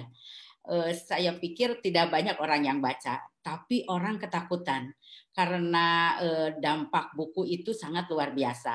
Sama seperti zaman PKI begitu, buku-buku diberangus karena dampak buku itu luar biasa. Walaupun yang membacanya satu orang, tapi satu orang itu bisa menyampaikan pada orang-orang lain lagi. Dan saya percaya itu. Jadi kalau pidato sih biasanya tidak akan nempel, tapi kalau buku itu pasti akan nempel. Jadi tetapi tidak langsung misalnya baca buku Febi lalu orang kemudian langsung bawa pedang gitu, tidak akan. Tapi menurut saya akan terinternalisasi dalam pikiran, lalu akan timbul kesadaran-kesadaran baru dan kemudian akan menjadikan pemahaman-pemahaman baru. Saya yakin itu buku itu dampaknya luar biasa. Baik, terima kasih Lina, dan ini ada pertanyaan juga dari Mas Tri Agung nih ya. Mungkin saya ingin mengarahkan pertanyaan ini ke Teh Nina nih. Sebetulnya beliau bercerita tentang pengalamannya, dan tapi kita juga mungkin bisa dapat insight dari Teh Nina tentang kondisi seperti ini ya. Jadi Mas Tri Agung bercerita bahwa beliau dulu pernah menjadi jamaah sebuah pengajian yang mengajarkan dan condong terhadap mazhab tertentu di antara 4 mazhab yang terkenal. Dan semua jamaah, apalagi ustadznya itu merasa paling benar dalam beragama sehingga membuat kelompok lain jadi dianggap bid'ah dan sesat gitu. Beliau sih sekarang sudah sudah bertemu lagi dengan pola keberagamaan yang inklusif dan moderat gitu. Nah, tapi kondisi seperti ini itu kan sering sekali muncul ya Tenina, ada banyak orang ketika beragama merasa yang paling benar dan apa yang berbeda dengan mereka menjadi sesuatu yang salah gitu. Dan ini ada tanggapan menarik juga dari Mas Irwan, komentar sih sebetulnya sampai dosa terbesar dalam hidup saya, Mas Irwan merasa dosa terbesarnya dalam hidup adalah beragama gitu. Apakah beragama harus sefatal itu nih Tenina gitu? Harus fatal kayak gitu sehingga orang jadi sangat merasa bersalah karena dia jadi tidak toleran dan merasa eksklusif sekali gitu. Dan itu kondisi-kondisi seperti itu kan sekarang sedang banyak sekali ya kita temukan dalam kehidupan kita sehari-hari gitu. Ya, pertanyaan ini mengingatkan saya kepada diskusi buku Mustafa Akil ya tentang keberagamaan yang justru kemudian membuat orang hipokrit ataupun karena tidak adanya kebebasan dan juga sikap beragama yang merasa benar sendiri, tidak toleran gitu ya. Ini sebetulnya dikritik ya oleh Mustafa Akil sendiri, dan saya juga dibesarkan sebetulnya di dalam tradisi beragama seperti itu. Jadi mengklaim bahwa hanya diri kita yang benar, kemudian orang lain salah gitu. Tapi kemudian dari proses membaca buku, kemudian exposure to differences gitu ya, saya kira kita exposure kepada perbedaan itu penting sekali ya. Jadi kita tuh tidak curiga kepada orang yang tidak sama, itu bisa memberikan pendidikan kepada kita. Misalnya karena saya misalnya membaca buku-buku Nurholis Majid, kemudian Farid Eshak gitu ya, itu membuat saya dari eksklusif pindah ke inklusif misalnya, seperti itu. Jadi itu prosesnya proses membaca, dan proses saya kemudian kuliah di luar negeri yang itu kemudian menjadikan ada perang batin gitu dalam diri saya. Selama ini kan saya diajarkan orang Kristen itu selalu jahat, maksudnya orang yang selain agama kita itu jahat dan sebagainya. Tapi kemudian dalam realitas sehari-hari, misalnya ketika saya pertama kali keluar negeri, saya itu untuk S2 gitu ya, bagaimana misalnya ada social worker yang begitu touching gitu ya, memperhatikan kita, kesejahteraan kita, padahal agama kita beda. Jadi it is all based on humanity, not jadi beyond religion gitu ya. Dan kemudian ketika saya menjadi visiting scholar di Temple University juga, saya diajak gitu oleh Sadia Seh gitu dalam interreligious encounter gitu, di mana saya itu berkunjung ke ke rumah orang Yahudi, kemudian observing bagaimana mereka beribadah. Itu betul-betul saya merasakan bahwa memang kita tuh harus dita'arufu itu ya, seperti halnya dalam surat Al-Hujurat itu, bahwa kita harus saling mengenal itu, sehingga kemudian dari saling mengenal itu kita bisa menghilangkan saling berburuk sangka, dan nilai-nilai agama seperti itu yang perlu kita tanamkan untuk mengcounter konstruksi keberagamaan yang eksklusif, yang merasa benar sendiri dan orang lain salah. Mungkin itu, maaf kalau terlalu panjang saya menjawab. Ya, terima kasih Tenina. Nggak terlalu panjang kok, dan ini emang kadang-kadang berarti kalau memang masih eksklusif itu mungkin kurang baca, kurang main jauh ya Teh ya. Kurang main jauh ya, benar. Kurang jauh mainnya. Jadi orang sudah kurang batok. Betul. Dalam tempurung ya. Ini ada dua, mungkin terakhir nih ada dua, dan ini mungkin saya bacakan saja ya, ini tanggapan komentar saja sih, dan komentarnya tuh lucu-lucu banget dari Yang Neil dan Nuri Sibli. Kalau Yang Neil bilang buku menarik, tapi saya takut bacanya kalau di depan umum bisa dituduh macam-macam. Novel kafir aja dipermasalahkan walau pada nggak tahu isinya gitu ya. Itu sesuatu yang sangat biasa banget lah di negeri kita terjadi gitu, seperti ribut-ribut demo Playboy gitu, nggak baca isinya gitu ya, padahal di situ banyak sekali artikel-artikel bagus, sementara koran-koran kuning dijual di perapatan lampu merah gitu. Jadi itu kan ini sesuatu yang ya itu Indonesia banget. Mungkin nggak tahu ya di Indonesia aja atau di negara lain juga terjadi, tapi itu sesuatu yang biasa terjadi. Terus satu lagi komentar dari Nuri Sibli, ini juga lucu nih. Saya usul Jin dan Babi jangan masuk Islam. Nanti kalau masuk Islam, Mui nggak ada kerjaannya, proyek halal bisa mati suri. Bila perlu, Mui kasih royalti ke Babi karena sudah menghalalkan deterjen, kulkas, mesin cuci, dan lain-lain gitu. Ini tafsir-tafsir juga, dan ini mungkin salah satu yang menarik juga ya Fab ya, dari apa namanya dari interaksi pembaca dengan karya-karyanya Febi ya. Kita sudah 21.35, kita punya 10 menit lagi sampai persetujuan kita tadi 21.45.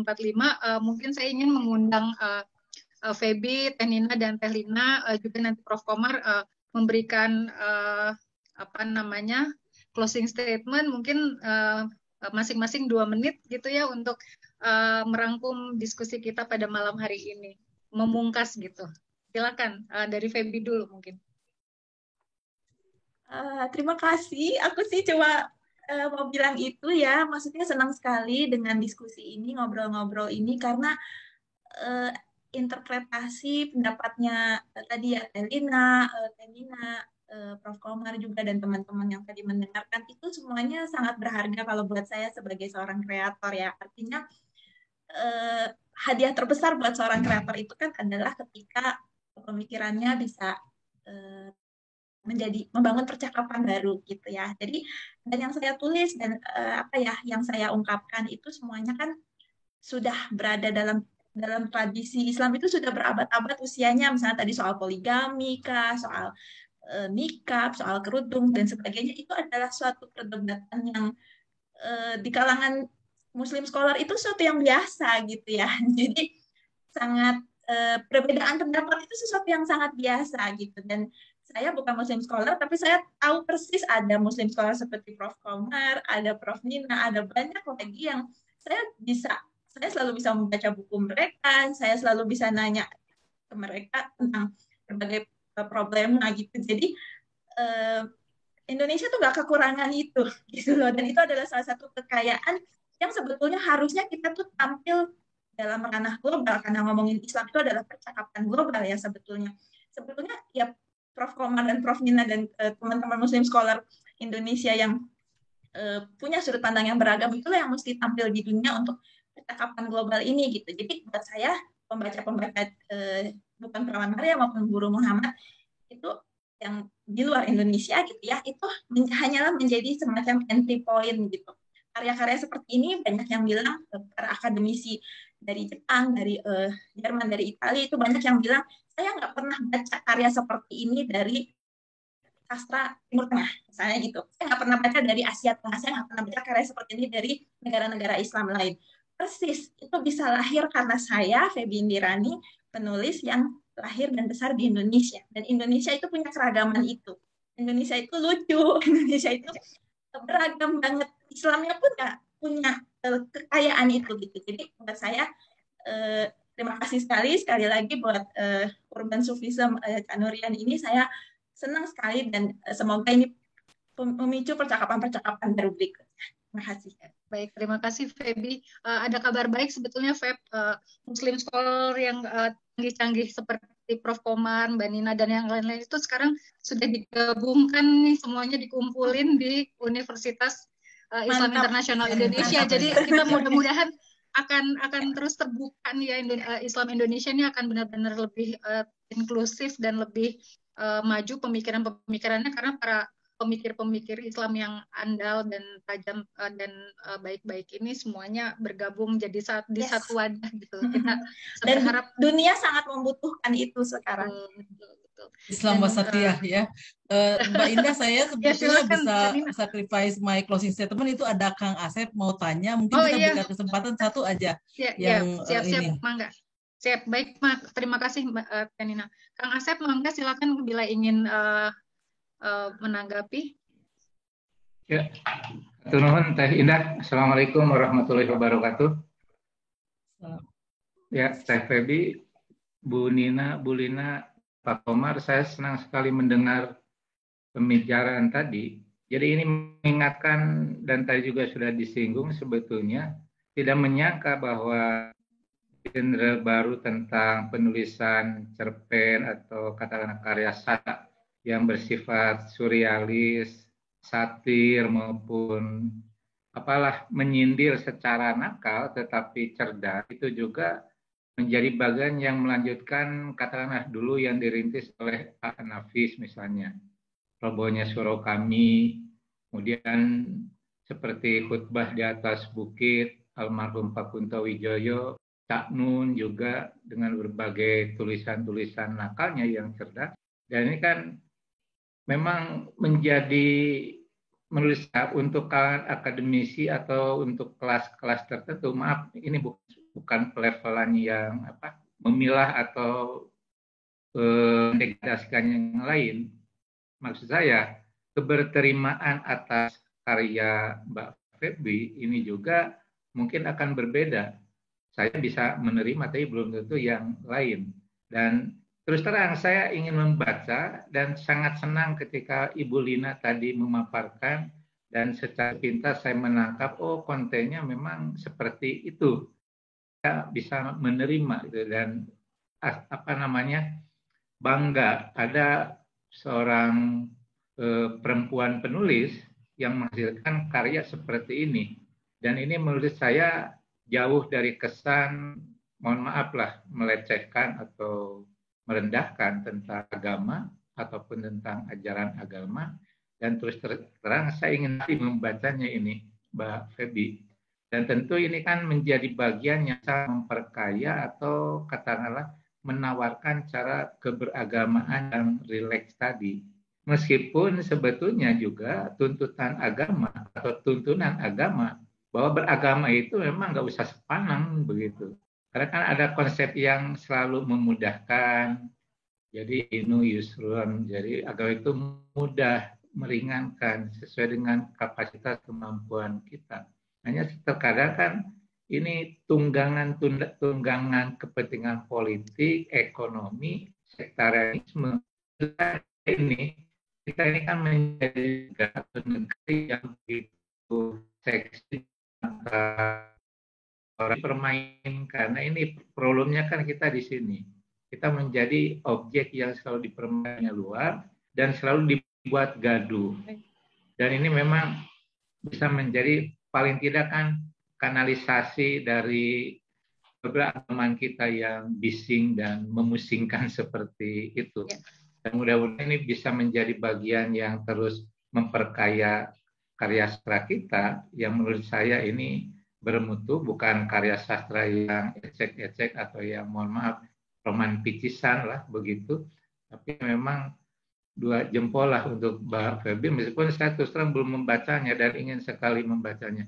Itu mungkin barangkali apresiasi dari saya. Ya. Terima kasih untuk semuanya. Hatur nuhun. Hatur nuhun Kang Asep. Ini untuk informasi bila ingin memiliki buku-bukunya Feby ada di chatroom Kang Asep dan teman-teman semua. Sudah saya catat nomornya itu. Ya, bisa mengontak Dema Buku ya. Silakan. Tenina, terima kasih sekali waktunya untuk tapi mungkin Tenina bila ingin menyampaikan sesuatu 2 menit mungkin masih bisa. Enggak, saya cuma bilang keep producing Feby. Pokoknya saya senang kalau Feby terus memproduksi karya-karya seperti ini. Terima kasih. Amin, makasih. Tenina, Telina silakan closing statement-nya untuk memungkas diskusi kita pada malam hari ini. Saya sungguh berterima kasih ada di kelompok ini para orang yang open mind dalam melihat agama, karena seringkali saya terjebak di lingkungan yang tidak open mind. Mungkin kita tahu bahwa Tuhan itu maha segala-galanya. Kalau Tuhan mau kan bisa menciptakan kita Islam semua atau menciptakan kita putih semua, tapi kan tidak. Dan memang itu kodrat. Mungkin itu saja. Terima kasih Telina. Prof. Komar, mungkin walaupun masih dalam perjalanan. Makasih. Ya. Malam hari ini satu pembincangan dakwah agama yang luar biasa dalamnya, yang jauh dari simbol-simbol keberagaman layaknya panggung dakwah. Tidak banyak ayatnya, Qur'annya, hadisnya nggak ada. Tapi dalam sekali, bahkan Feby juga nggak pakai jilbab, tapi dalam sekali pesannya gitu. Saya seneng malah. Nah, yang kedua, bayangkan ya, andaikan dunia ini nggak ada sastra, nggak ada seni, kan kering sekali. Lebih-lebih sekarang ketika sains merasa berkokoh sekali, semuanya dikuantitatifkan ya dengan big data, algoritma, bahasa komputer, biner, semua dibinerkan, disimplifikasi. Biner itu bagus, tapi itu kan semuanya reduksi simplifikasi kan. Padahal dunia itu banyak yang or. Ya bayangkan nggak ada sastra. Salah satu hiburan saya itu baca novel yang tebal-tebal. Jadi saya merasa rekreasi ke alam imajinasi, ke dunia lain, masa lalu. Kalau nggak ada sastra itu ya kering banget. Saya tertawa terpingkal-pingkal ketika baca bagian judulnya, nggak tahu tuh Feby, kamu cerita dialog anak dan tentang Tuhan itu apa judulnya itu? Anak bertanya tentang bertanya tentang Tuhan, ya. Ya, itu kan cerdas sekali tuh, Pak. Coba yang belum baca-baca itu aku ketawa kepingkal-pingkal dan cerdas sekali itu kan. Jadi agama, kalau dalam bahasa Jawa, agama itu ageman. Ageman itu pakaian. Orang berpakaian itu kan nutup aurat. Berpakaian itu untuk jaga kesehatan. Pakaian itu kan biar cantik, enak dilihat. Yang memakai enak, yang lihat enak. Dan pakaian itu warna-warni. Indonesia itu simbolnya kan batik. Artinya apa? Menghargai keragaman. Batik itu kan simbol pluralisme. Nah sekarang ini pemikiran keagamaan Indonesia itu agak berbeda dari nature kultur kita yang batik seneng warna-warni, colorful. Ini diseragamkan. Jadi agama itu mendatangkan kenyamanan dan enak dilihat dan enak yang make.